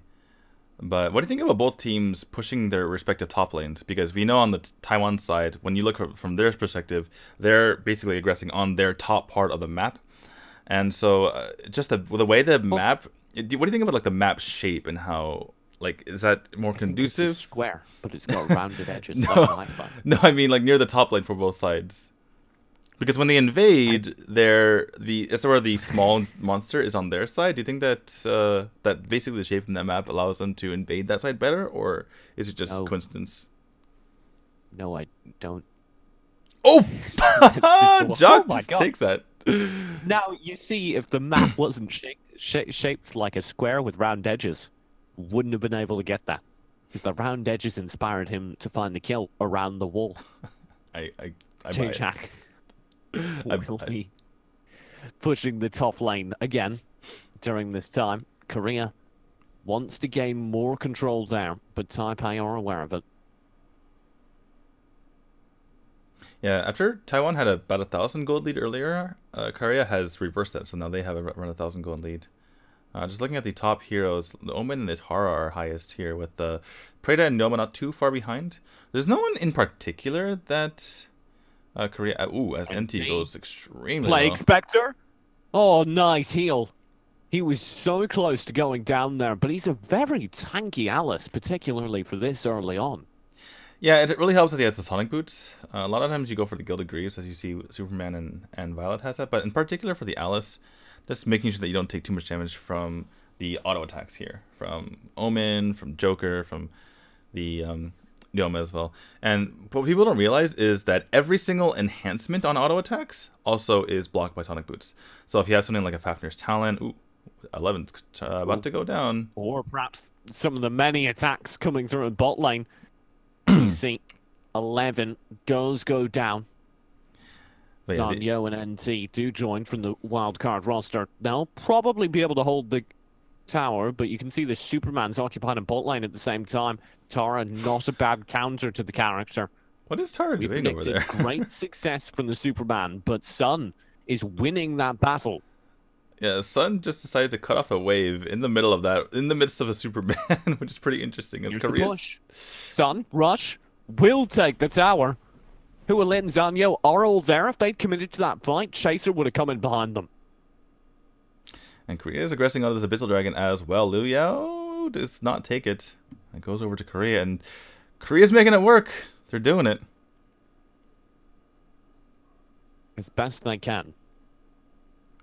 There may be a lot more pressure coming their way, though, because they're going to be pressured from the bot lane by the Superman in a moment. Sage Golem will be picked up. Rush grabs himself some of the minions as well.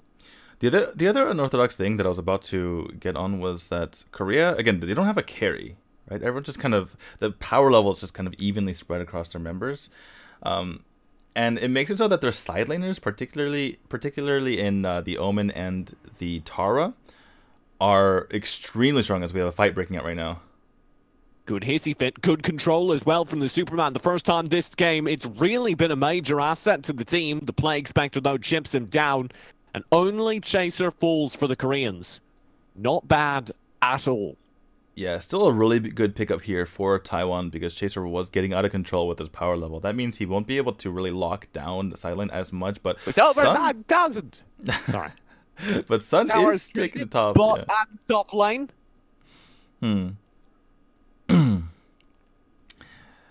But yeah, for Taiwan, they really need to shut off the power levels of Tara and Omen, because if they allow to just let them run amok on both side lanes, it really cuts off the map and kind of squeezes them and makes it so they can't really rotate, because every time they try to rotate, they're running into like a brick wall with the extremely strong members of those two who are very tanky as well. So that's the key here for Taiwan as NT. Wow. Will successfully escape. Hualin has the Thunderbird. That'll be blocked, and the entire Taipei side just kind of needs to back off. Reset, given the low HP on Taipei. On Taipei is 11 and NT. They'll probably go for this now, though. Bot lane pressure is coming through onto their tower there. Are they really going to break off the attack and go fight that? You mean fight the Omen? Yeah. Well, the answer is neither. The answer is they just kind of like left and decided. Yeah, well, it was difficult to push in there, but just look at the side of the map. Everything's pushed in. Their top lane only has one tower left, so they're really on the back foot. Even though only down 3.5k gold, but yeah, the gold game and level game isn't that bad. But yeah, Korea is not a done deal. Korea is just playing the objectives, playing the map. They're not really fighting. We only have 3 deaths on each side. So they're just doing a really good job of rotating / owning the side lanes, right? And as I say that, Sun will be caught out. Yeah. Owning the side lanes, perhaps, but not the jungle. Yeah, just a bit off, a little bit more than he could chew there. And choked on it. And died. Oh, that was morbid. Bot lane pressure will come through. Liu Yao tagged down. That's a good poison gas bomb to snare him. Yeah, that's the thing. Kill. that is the thing, right? We were talking about, Darksiders getting taken. Can Tulin hold off the bottom lane, though, while this is going on? This is the base under threat. NT's recalling. Hualin, though, tagged by the laughing gas. Barely got the minion clear. That was enough. Now, with the advantage of this Darkslayer buff, the Koreans need to be a bit more wary.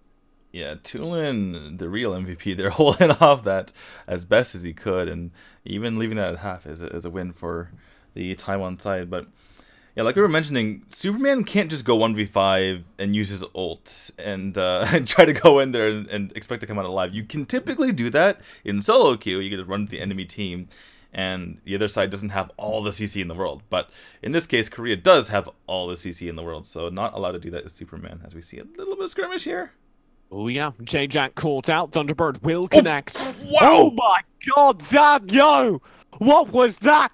A tactical fire coming through, ending the life of J-Jack. Hark almost goes down as well. Massive damage coming through onto them in the mid lane. That is the scary thing about the Darkslayer buff. The damage comes in hard at this time, and Taiwan can completely gone. Yeah, Rush in trouble as well. They get the stun off. Hissy fit snare. He's not going anywhere, not quickly, and not ever. Except maybe back to his base. This tower will fall as well. It's guaranteed. The Violet, amped up by the Slayer buff, is a tower-chewing machine. It's like a Domino's anything you can eat special, but for towers and Violet. Something like that. But Korea is still on the warpath as far as just split soaking here. And, split taking those towers as Sun is so tanky. He has so much HP.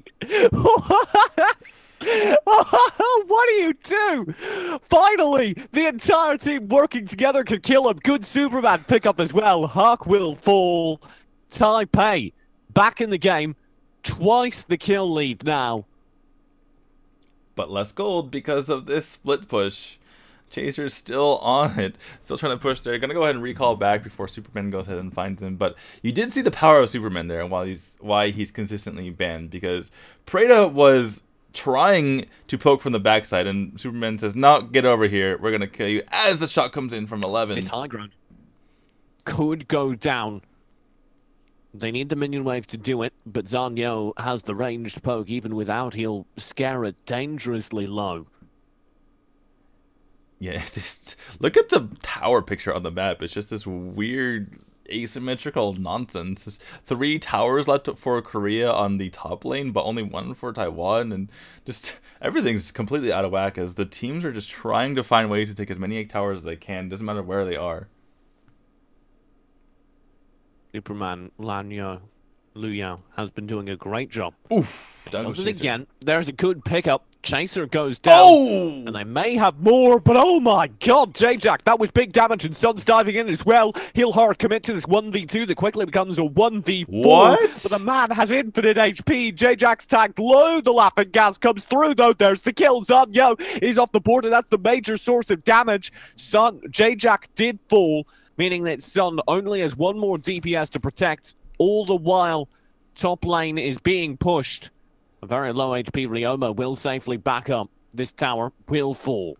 Yeah, Sun, whenever he finds an opportunity to get a tower, he will go for it. By the way, the Plague Spectres from Hawk doing massive damage. That's why NT went down. Got completely chunked to like a sliver of her life and was summarily taken out after that. I was confused at the flicker in from Jock. Just extreme aggression. Flickering into 4 members. Does get the kill in the end with the canned laughter, but just insane play. By the way, Flicker canned laughter I've seen a few times. Not in the 4 members though. I've seen it because it disorients people. Because you flicker in and they're like, "Oh, what? You hit it." Hello? And then you're iframed, so you're like safe for a while. Right. Interestingly, he goes for the Curse of Death. Where is the healing on the side of Taiwan that the Joker is countering with Curse of Death here? I'm a little bit confused. Smalak? I'm guessing? I guess there's some magic lifesteal from Tulin. Violet has some lifesteal as well. A little bit, actually. Just a little bit from the Omni Arms. Superman does have the Gaia Standard, and he does have a lot of health, so that could be part of it. I suppose there's healing on all sides. By the way, speaking of the opposite, the Tome of the Reaper on the Alice. So Alice is going to want to get either auto attacks or abilities off on the Tara, so she doesn't basically survive through everything.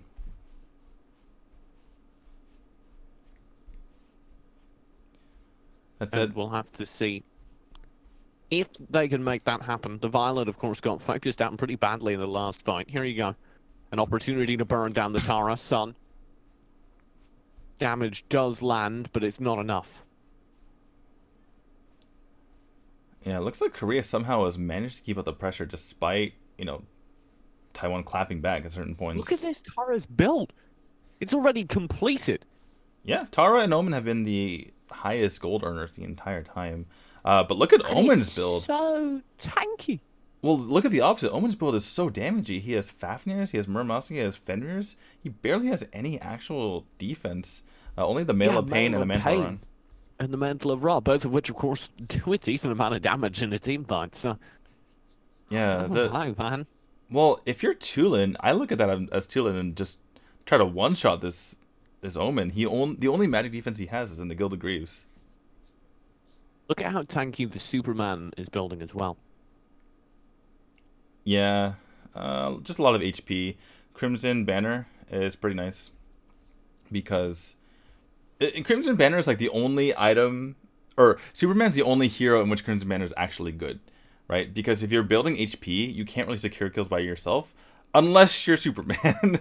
So, but he is in trouble. Oh my God, that HP being tested. It's not enough.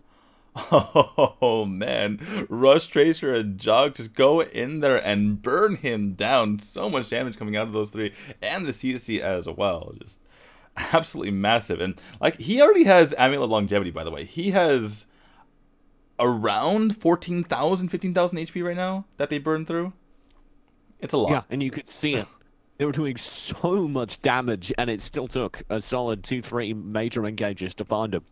And not only that, he has the Gaia Standard. I know that the three members that we just saw all have physical damage, but Gaia Standard, in combination with Amulet of Longevity, heals you for 10% of your total life. It's pretty insane. So, yeah, it looks like he's going to probably go for Muramasa or Fenris here. Last first, man. Yeah. He needs it. A little bit more damage to round out the build.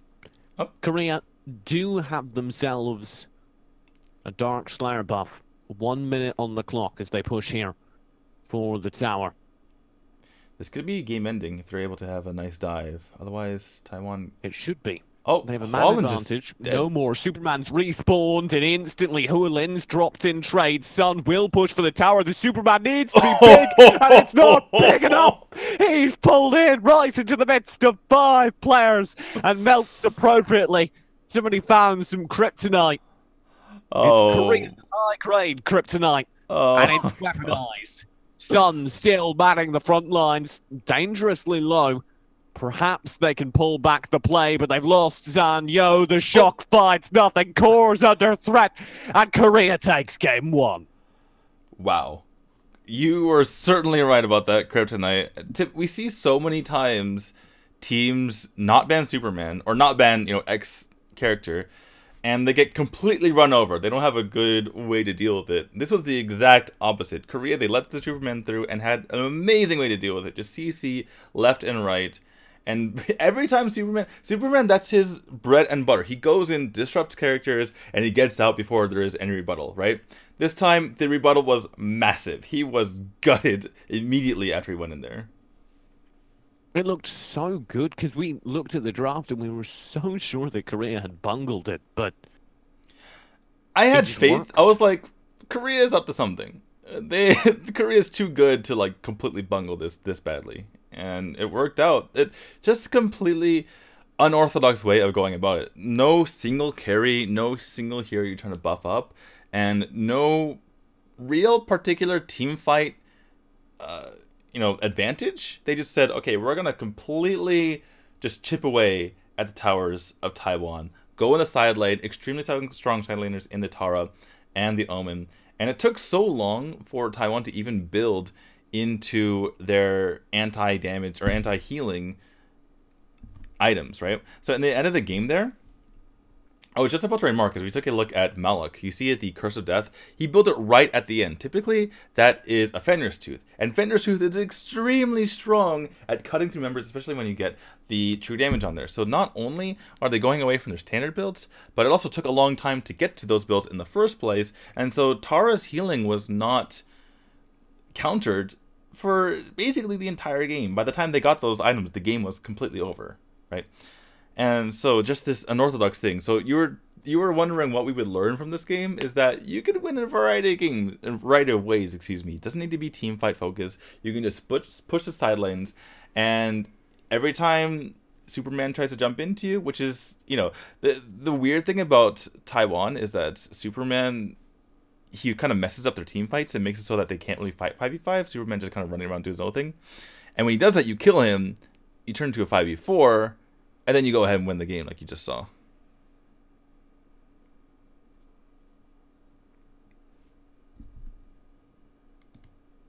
Speculative silence. I wanted everyone to appreciate. I was like, did TJ die?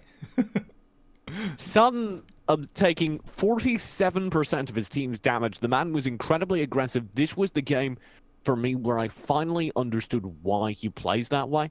By the way, you should just really take the chroma key off because it looks better than like your half-assed attempt at it. Fine. Sorry. Rip. They kill Sun like 3 times in total, and like one that's nice for a guy that it feels like normally is just constantly getting messed up. And then secondly, I super like the fact that we get to see him succeed. I finally understand why he plays the way he does, and that's nice to see. It looks like I'm in your room, by the way. Just trying to make that happen. Get out! Get out! Go away! Anyway, but yeah, go away! That is true. It's kind of like, yeah, I was gonna make a reference to the Golden State Warriors, but you don't watch the Warriors, even though you're in San Francisco. It's kind of like Draymond Green, where you take the good with the bad. Stop. Where you take the good with the bad. Where it's like, Sun, he's so aggressive, and yeah, he'll feed a couple times, but he'll also draw the aggression of the entire team and just create havoc and find openings where other players wouldn't. So I can kind of see the appeal there. Hold on, I gotta fix this. Korea versus Taiwan wildcard. A lot of typing. Pretty cool. Game number 1 2 1 to 0 of the series is resolved. There's still, though, 2 more potentially. The battle for seeding in the AWC Bootcamp tournament will continue.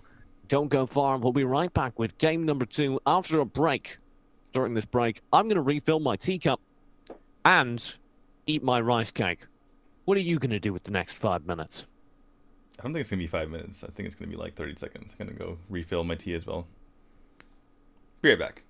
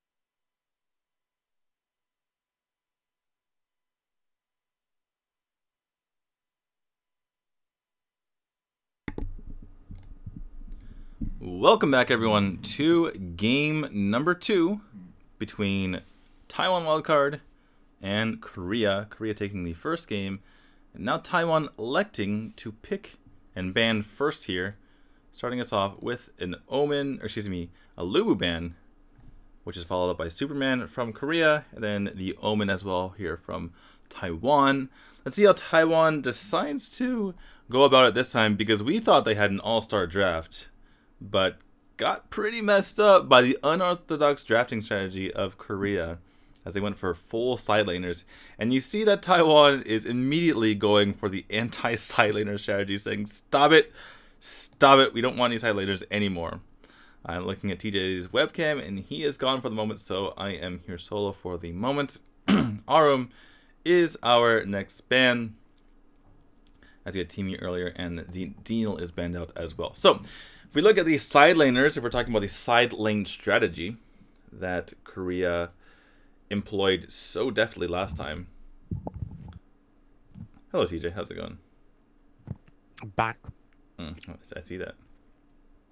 I'm eating. I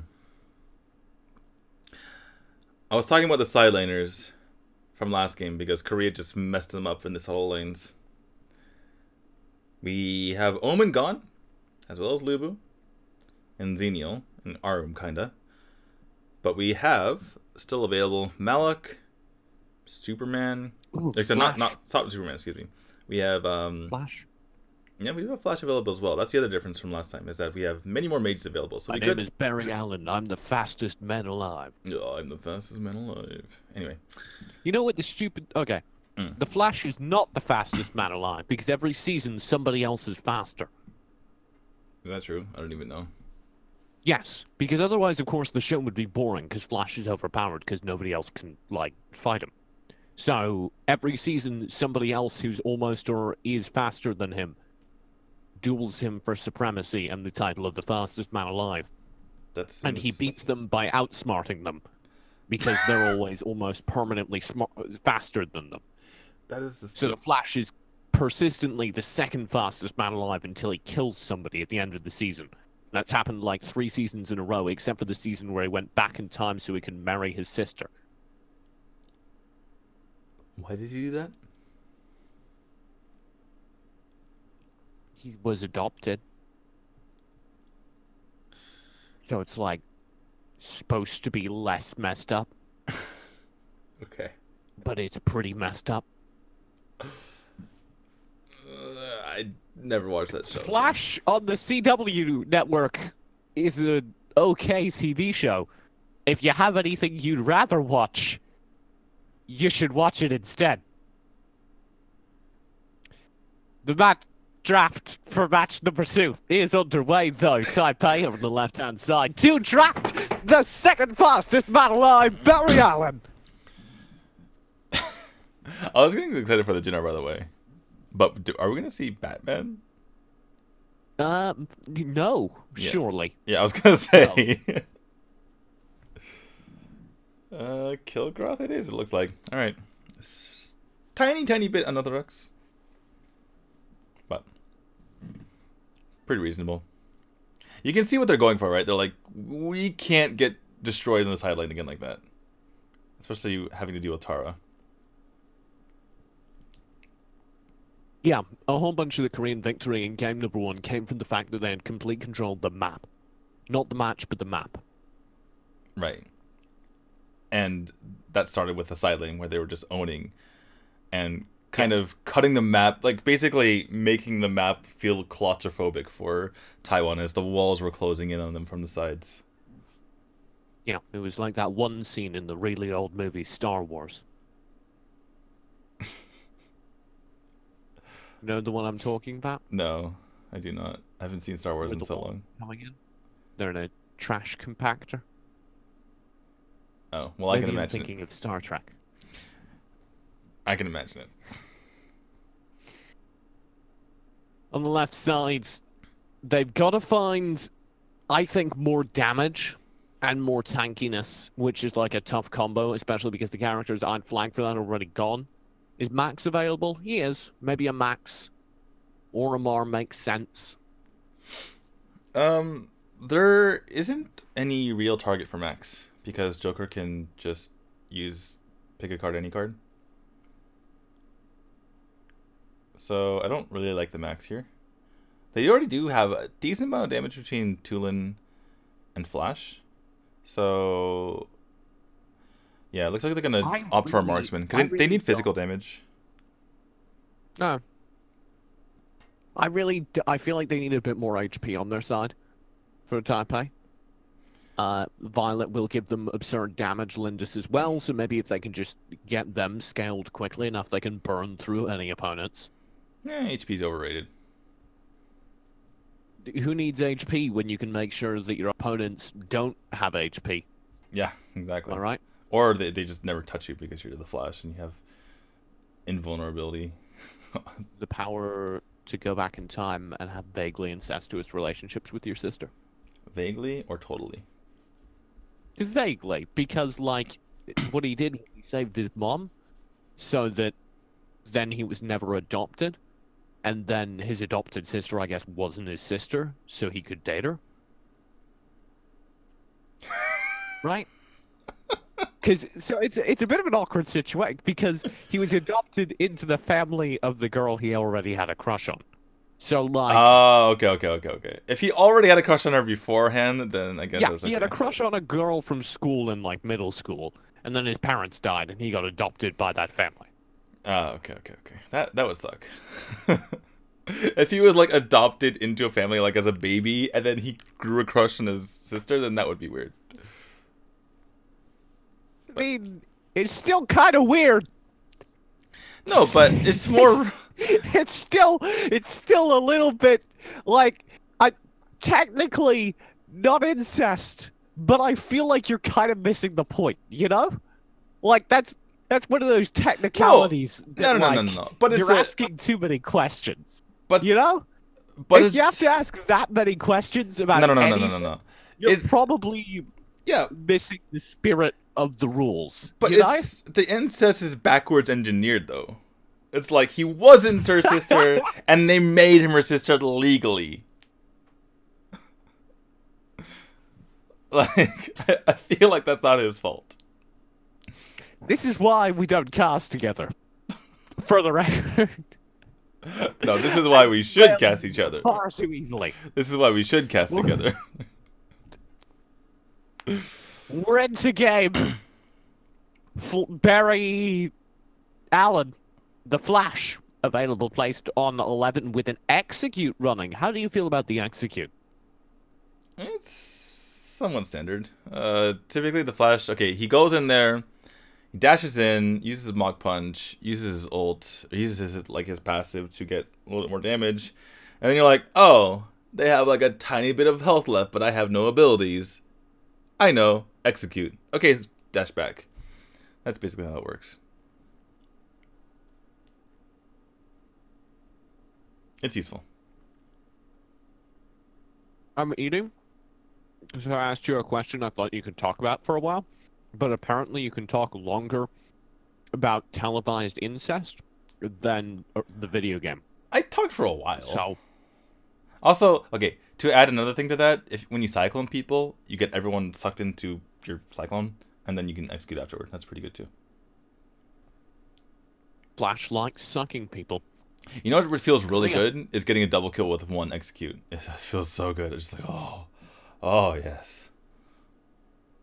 Anyway, that's my sexual moment of the day. You had your hamburger eating moment earlier. There was nothing sexual about my hamburger. It was just eating a hamburger. Sure. It's like, I suppose you are American, so I can understand why that would be a near sexual experience for you. Now you understand. Oh, yeah. Makes sense. Korea's winning the pressure in the early game again. That's much of why they won the last game, was their ability to control the map and the zoning. Feels like it's happening again. Yep, Russia able to take that stage goal from their opponents. But Hawk in a bit of trouble, has to use a flicker. Doesn't have her unpredictable up quite yet. And I'm really liking this Hawk and Jock pairing. Just Jock sets him up with the slow. Hawk puts him down with the shining light and blinding light. Shining Light, Blinding Light, of course, one of the most deadly combos in the game. Or Blinding Light, Shining Light, whatever the order you like. It's an inclusive and. All at the same time. The point is, if you can get both the Liliana... Oh no, the Sage Golem reset! Oh no! Fail! Oh no! Even pros can do that, as we find out today. And it may actually cost them, because they're slower on the rotate now, which means that Korea doesn't have control near its Abyssal Dragon Pen. I think that Liliana was trying to let Ryoma take it, but Ryoma was doing his own Ryoma thing. was trying to let the Liliana take it. They're like, so there's this thing that English people have where they like open the door for each other. Like, no, after you. Well, they both have Japanese skin, so I can imagine them just being like, no, you go ahead. No, dozo. Yeah, go, dozo. And yeah, that was my Japanese impression. You lived there. Yeah, it's really an impression. You did? Yeah, I know I lived there. Yeah. For the longest time, I thought I lived in England, but then it turns out I've been in Korea this whole time. Exactly. No, you get to do English impressions, I get to do Japanese impression. Here's the pressure. NT will take damage. Hawk there as well. Ooh, that dodge. But it's... Yeah. Speedy. Happy feet in the bush to stay alive through the ion blasts. Not that it makes a difference, but it's a nice touch. By the way, my theory, as Fallen takes a lot of damage, my theory is that Hawk and Jock, they made their names short so that the casters could say them just as efficiently as they play. So, okay, the Korean esports orgs, this is a sidebar, in South Korea for StarCraft, that's where the tradition started, and you still see it with League and various esports orgs. When it comes time to name their players, they give them a list of English words. And that's why they're all named things like Faker, Rush, Sun, Chaser. Makes sense. Abyssal Dragon will be picked up. Cyclone able to secure it alongside Rush for the Team Korea side. Chaser needs to ult out of there as the pressure comes through. That's a lot of damage, actually. Hualin manages to get one. Make that two. Chaser cannot hold on. And Taipei claims 2 kills uncontested. In the front lines, Chaser will go down as well, surely. No, barely gets out of there. He is a tanky boy. But Sun takes out MG on the other lane as well. And we were talking about this the other day, right? You were saying that you didn't like MG's play, and he's starting to show that as well. But you mentioned that the Cyclone took out the Abyssal. It actually was Rush on the side of Korea. The Cyclone not quite enough to take it out. And Rush is able to secure that. But the kill's going over to Taiwan. It was a super well-timed Cyclone. Almost. Almost had it. But, like you say, not enough, and the Koreans, as a result, stay in the gold lead despite that fight. Don't go for this tower as well, and pick it up. Very low HP on Sun. But MG's rebuffed by the pure player count against him there. These rockets are on point from Jock. Just every single time, bursting through.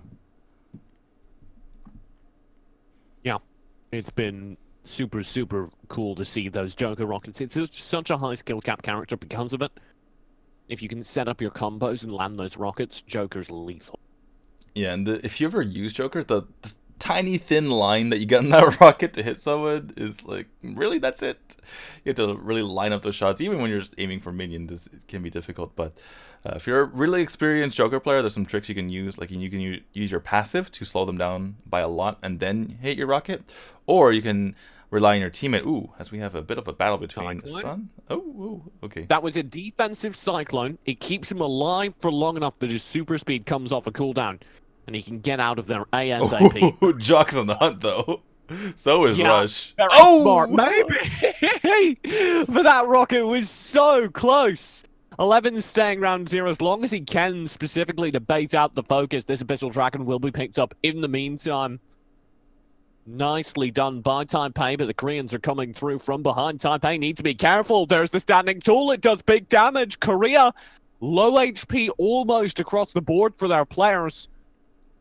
This could be bad. They've lost a lot of control in the last few moments. Yeah, that said, the gold is pretty even. And actually, map is mirrored as well. The bottom tower for Korea taken out, and the top tower for Taiwan taken out. So if the map is mirrored, so basically the same ones. Very close game between these two teams. In fact, the gold is exactly even for this very moment that I mentioned it. As Chaser in a bit of trouble. But He'll survive. yeah, John comes He'll over to help out. survive. He didn't need any help. The man's a big boy. Now he's got allies. That'll be a Zanyo. nice laughing gas. Zanyo does go down. MG's got the push on the rush. There's also a Hualin. deep- He'll pick up 1 kill, looking for 2 here. The Koreans are in big trouble. That's 2 players falling. They've only got 1 in response. My feed is buffering, but Chaser will survive. Mine buffered at the same time as well. But yeah, it was good. It was a really good place for Taiwan to take that fight because that's the only place on the map where Korea didn't have a tower to run back to. So as you tell them retreating, like, wait a second, there's no tower here for us to run to. Like, I guess I have to take this fight. And didn't go too well for the Korean side. Ooh. Who took that? Joker. J-Jack will be able to pick up that golem. Watch the low HP here. Sun and lane, 11 yeah. are just going back at it. Looks like Zanyo goes down. 11's got Sun. This is a good separation as well. Hualin, that Thunderbird goes across the map, finds 1 target, and he'll be punching away up there at 11. Or at Sun, sorry. How did Sun get out of that? That's what I'm wondering. Because the Thunderbird was on the wrong target. Uh. He puts the Thunderbird on the right target there from Hualin, and they find that kill. By the way, I saw another Flicker Thunderbird yesterday. It's like, it's insane. It's like, what? Yeah, some of the NA players did it. This tower will be knocked down. Korea looking more like the Korea of yore. Last game, they did this all game long, and it's starting to look like a repeat performance. Okay, I just want to mention, we were just talking about how it was a good rotation by Taiwan, and how they were able to win that fight, and they got, kill advantage. And then, right after we finished saying that, Korea took down 2 towers. Like, what? It's just their map control. And you can see they'll get this Abyssal completely uncontested despite not having a kill advantage. That There's said, pressure coming through. This is a very caught out Malik. He's almost guaranteed to go down. Korea in a lot of trouble. All that map control means very little if you're not able to turn around the fight. Sun, though, dives deep in. Thunderbird will come through, tagging him low, but he's got so much HP. The man does not care, and the Koreans gain a lot of ground because of it. Finding 1, make that 2 kills in the early phase. Here, the Tara's unkillable. Sun, a bastion of their front line. And Korea win out the fight. yeah, it's Taro just getting in the thick of things. And the funny thing is, by the time that Korea just establishes their advantage, it's too late to counter-build her. So she's just healing for so much and dishing out so much damage in the meantime. And even John Yo can't really keep up with her. The buff is stolen away, and another tower goes down. Sun is the tower killer. You talk about, Yorn being the sun god and taking him out. He's like, I can take towers out as Tar. No big deal. Yeah, he's just doing so well. I think it's the skin. I love it. That skin is just mwah, beautiful. We talked last time we saw him play. We said this Tara's playing way too aggro. Sun's insanely aggressive. We said it last game. It makes sense now. Like we've seen last game and this game, we've seen the insane aggression works with his playstyle if he's able to get out ahead. Right, and it's weird to say. It's almost like the solo queue mindset, right? It's like, oh, it's my allies' fault. They didn't do anything, right? But it's like, if the Korea team matches his aggression, it makes him much more effective. Yeah, it reminds me of Azure on Vitality. If Vitality keep pace with Azure, then Vitality are a nuts team. Right, because every time their team does something, Sun gains an advantage on his side of the map. Or if Sun is doing something on his side and the entire other rest of the team chases after him, then the rest of his team gets an advantage on the other side of the map as well. Which makes me think that perhaps Sun is maybe their shot caller, and his team is kind of like behind in ways somehow. It would kind of put a different light on this whole situation when we've been, calling out Sun the entire time. But he is in trouble right now. When before, he's fine. And he took the buff. Getting the buff as well. Dark Slayer now called. Sunstore, 4 people in bot. They are rotating quick. This call has been made. Taipei are fully aware, but the hold is made. Korea standing in the front lines. That Reiki shot will chase away one member. Hua Lin has to spend his lightning strikes just to survive.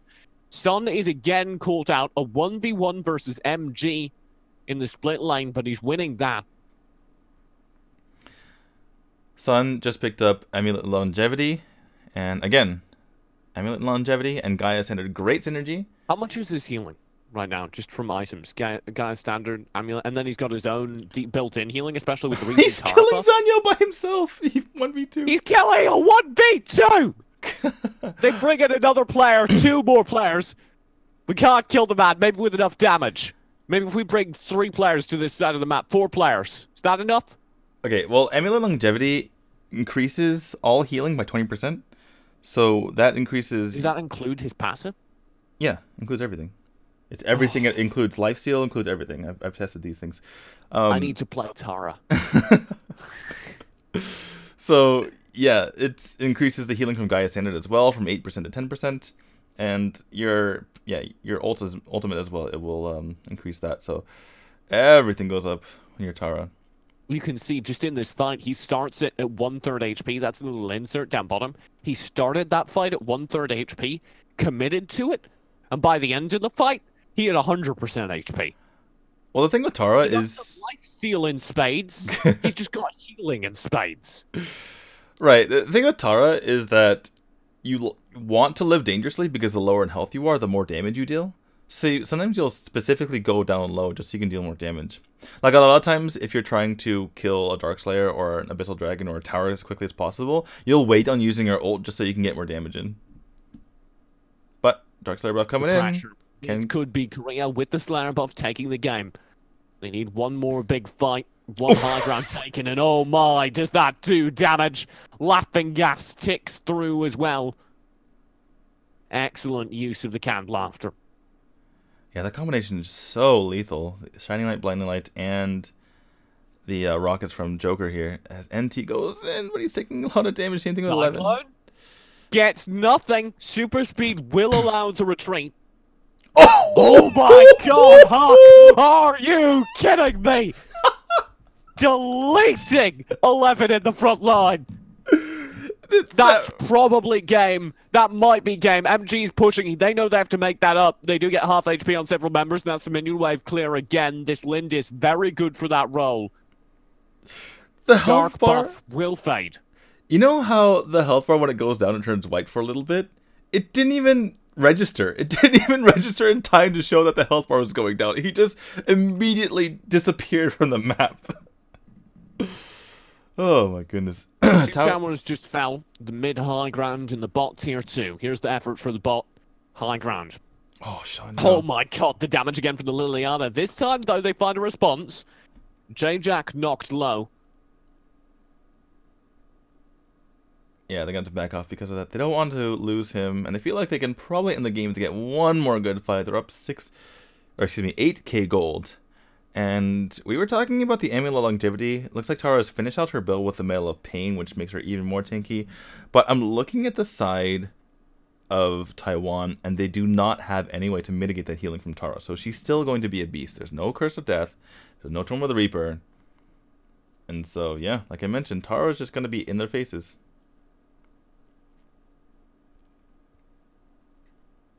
The push will come through. Aggression is being looked for by the Taipei side. They want to gain whatever control they can in order to find a pick-off, find an isolated player. This Malikan bot lane is actually a great idea. If they can chase Chaser and pick him off before his team can respond to pressure base, it would be huge. Look at Sun's health bar. It's just the millipede health bar, as I like to call it. Wallin escapes damage from the cannon Sun's health bar eclipses the sun itself. It is massive. Here's the push, though. Cyclone does come through and go wide. Super speed will come out to bail. Jock goes down. So there was a can latcher. Oh wow, that's a big shiny light. Full, yeah. But there was a can latcher onto the Tulin, but he used it Endure from the Arctic Orb just in time. And managed to save off dying there. Build's coming in here for Taiwan. Tulin has a lot of damage on this side. Nearly complete. Got some of that magic pierce as well from the spoopy mask. Getting that Tulin build almost complete starts to scare me. Ooh, Tomb of the Reaper. Taipei's There it is, Tomb of the Reaper. ticket back into this game is these finished builds. And you do need some anti-healing right now against Tara.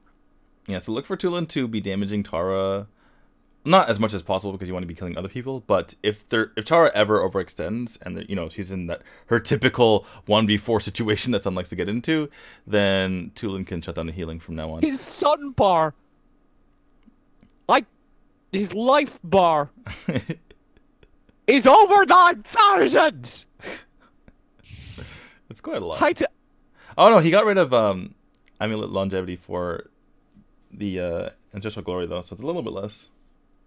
These builds are so much better than the Western builds. I don't know about that, but sure. Oh, 100%. I've never seen a health bar that big. It's just mathematics. Here's the pressure. High ground, under threat, bot lane.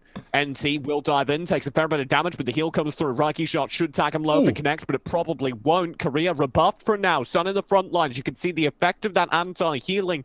He's not regenerating nearly as much as you'd expect. And that's a damn good thing for the Taipei side as they do rebuff the Koreans.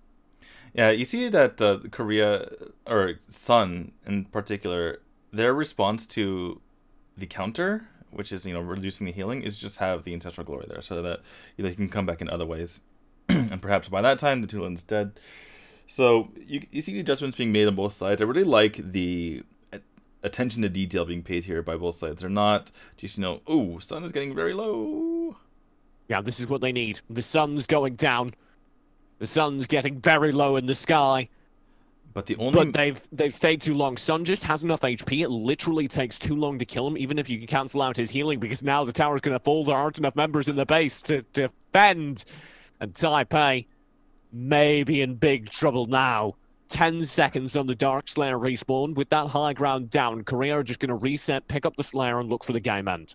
Well, the unfortunate thing about chasing Sun there with 4 was that the only one of the 4 with Curse of Death wasn't there. So that was a bit unfortunate. As MG and Sun kind of go at it here. Ooh, this might be good. Strategies, NT! Deleted. That is game, I think. Cyclone will come through. They need to find a response on it. 11 will not be able to. The shock comes through. They finally get a trade, but it's 2 for 1. Korea doing very well. Hulin will find yet another response, but J-Jack survives. Hark will send in his Reiki shot, and MG is the sole player remaining to defend. Koreans don't seem to have noticed yet. They're just waiting for the minion wave to come through. 40 seconds on most of the respawns. NT back in 20. I think that Sun can just tank this. They don't need a minion wave, in my opinion. I should think so as well. They're bringing the Sun to bear. He'll walk in underneath the tower. Go, go, MG, go! You don't need a minion wave. This is your chance to save the day. He will go out. Nice C-Spear.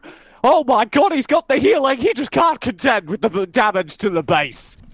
Just like that, Korea takes game number 2, and it's a 2-0 in the set. The Koreans take the game, the series, and potentially the final game of our broadcast here. Very dominant performance by Korea. Even when we thought they were completely outdrafted, they dominated. They were just owned the side of Taiwan wildcards, showing how strong they are. And that guarantees that they remain at least tied for the second spot, as that's where they started, and they just won this match. I'm going to go ahead and refresh so we can potentially get some results here. To answer Cheesy and... Oh, thanks for the host, always green. I appreciate it. To answer Cheesy, as far as EU versus NA, we tried to find a stream that was showing it, but literally none of the streams are showing that, so we could not get the NA versus EU for EU4U. Let me try to see if I can't get a result, though. So, results of today... we cast the 2-0 Taiwan over Thailand wildcard. And then China defeated Vietnam 2-1. China had a really bad day yesterday, by the way, TJ. They lost both they lost both of their matches, which meant they were dropped to tied for 4th, so /5th kind of. As we see the score screen there. Anything on the score screen? 42.7% damage taken from Sun. I would like to talk about Sun. Yeah. 25% damage as well. That's pretty good. Pretty good. He literally is responsible for tanking half of the damage that the entire team took. Not bad. Yeah, it's okay. Yeah. Are you not entertained? That is, Sun has produced, over the games that we've watched, some extremely mediocre performances, and now today, two of the best tank performances I've ever seen, hands down. Okay, well, continuing. The man is nuts. I agree. It's funny because it's the perception of Sun completely changed as this game or the series progressed. Yesterday and the day before, it's like he's a little bit more aggressive and he keeps getting caught out. And then today's like, yeah, maybe there's a method to his madness. But I found the method. I'm not sure if we can cure or diagnose the madness. It's kind of funny too because part of the reason why North America has had trouble is because they're adapting to the aggressiveness of Pew, and maybe the antidote or the fix to that is just go balls to the wall, just like Pew does as well. I don't. The North American team, I haven't seen enough of their gameplay this boot camp to really develop an opinion on it. So it seemed like they weren't coordinated with Pew. Anyway, so Indonesia defeated Philippines 2-0, and I know they're the bottom tier teams, but that just feels really bad if you're Philippines because up until that match, Indonesia had 1 point and Philippines had 1 point, and they were stuck on the bottom. And Indonesia just defeated them 2-0. So Philippines, I think the Philippines lost to South America as well. So that means that Philippines is officially... Wait, Pain Gaming got a game? I believe so. Yay! It was, I mean, not today. It was earlier. Yeah, but I'm rooting for them. I want to see them. They impressed me on stage. Yeah. On the first day, South America defeated Philippines 2-1, and that remains Philippines 1 point. Philippines has 1 point, and it's from taking one game off of South America. So good for South America. Yeah, but hopefully bad for Philippines. The weaker region. Okay, yeah, but it's sad. Okay, I don't have any personal connections with the Philippines region. Single tier. Whereas I looked into some of those Brazilian players' eyes. They were backstage before that show match. And they like got in a huddle and they were like 3, 2, 1, go! And they did that before like every single series. I have a less of a kind of fun to watch. I have less of a connection to the. Well, I looked into their eyes as well, but that aside, they were chosen by Tencent. I looked into their eyes. They didn't win South America; they were chosen, so I don't really have any. I looked into their interest. eyes sensually. Nice. Any other games going on right now? Oh, I think that's it. Of course, we won't be able to broadcast, I think, anything from this point forward because it will all be covered by the English language Philippines cast. Yep. So you don't need us anymore. You don't need our questionable production value. Or do they? No. Nobody. No. Actually, TJ, nobody can you us. copy the caster woman right now? She just did a nice little wave to everyone. Bye! Okay, if you guys want to watch the other games, go to the link on the bottom. Or just go to the... Go type Garena the way you say Arena Valor in Chinese or Taiwanese. Not that that's a language, but they write differently. And you can find the matches on the screen, which is going to be Taiwan Wildcard versus Philippines and Taiwan versus North America. North America and Europe are playing right now, and the winner goes in the top 8, and the loser is out. So that's pretty big. I kind of want to stick around to see until that's done, but I don't know how I'm gonna. We can't cast it from midway through. No, we're not gonna cast it. I just want to like refresh this page until it's done.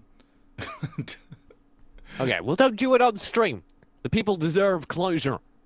You can find all of the Garena live streams on YouTube at the various Garena channels. I'd recommend watching the Philippines broadcast for the second half of the block that will be in a few hours. That's going to be in English And they have wonderful, beautiful casters who are good at speaking good. Thanks.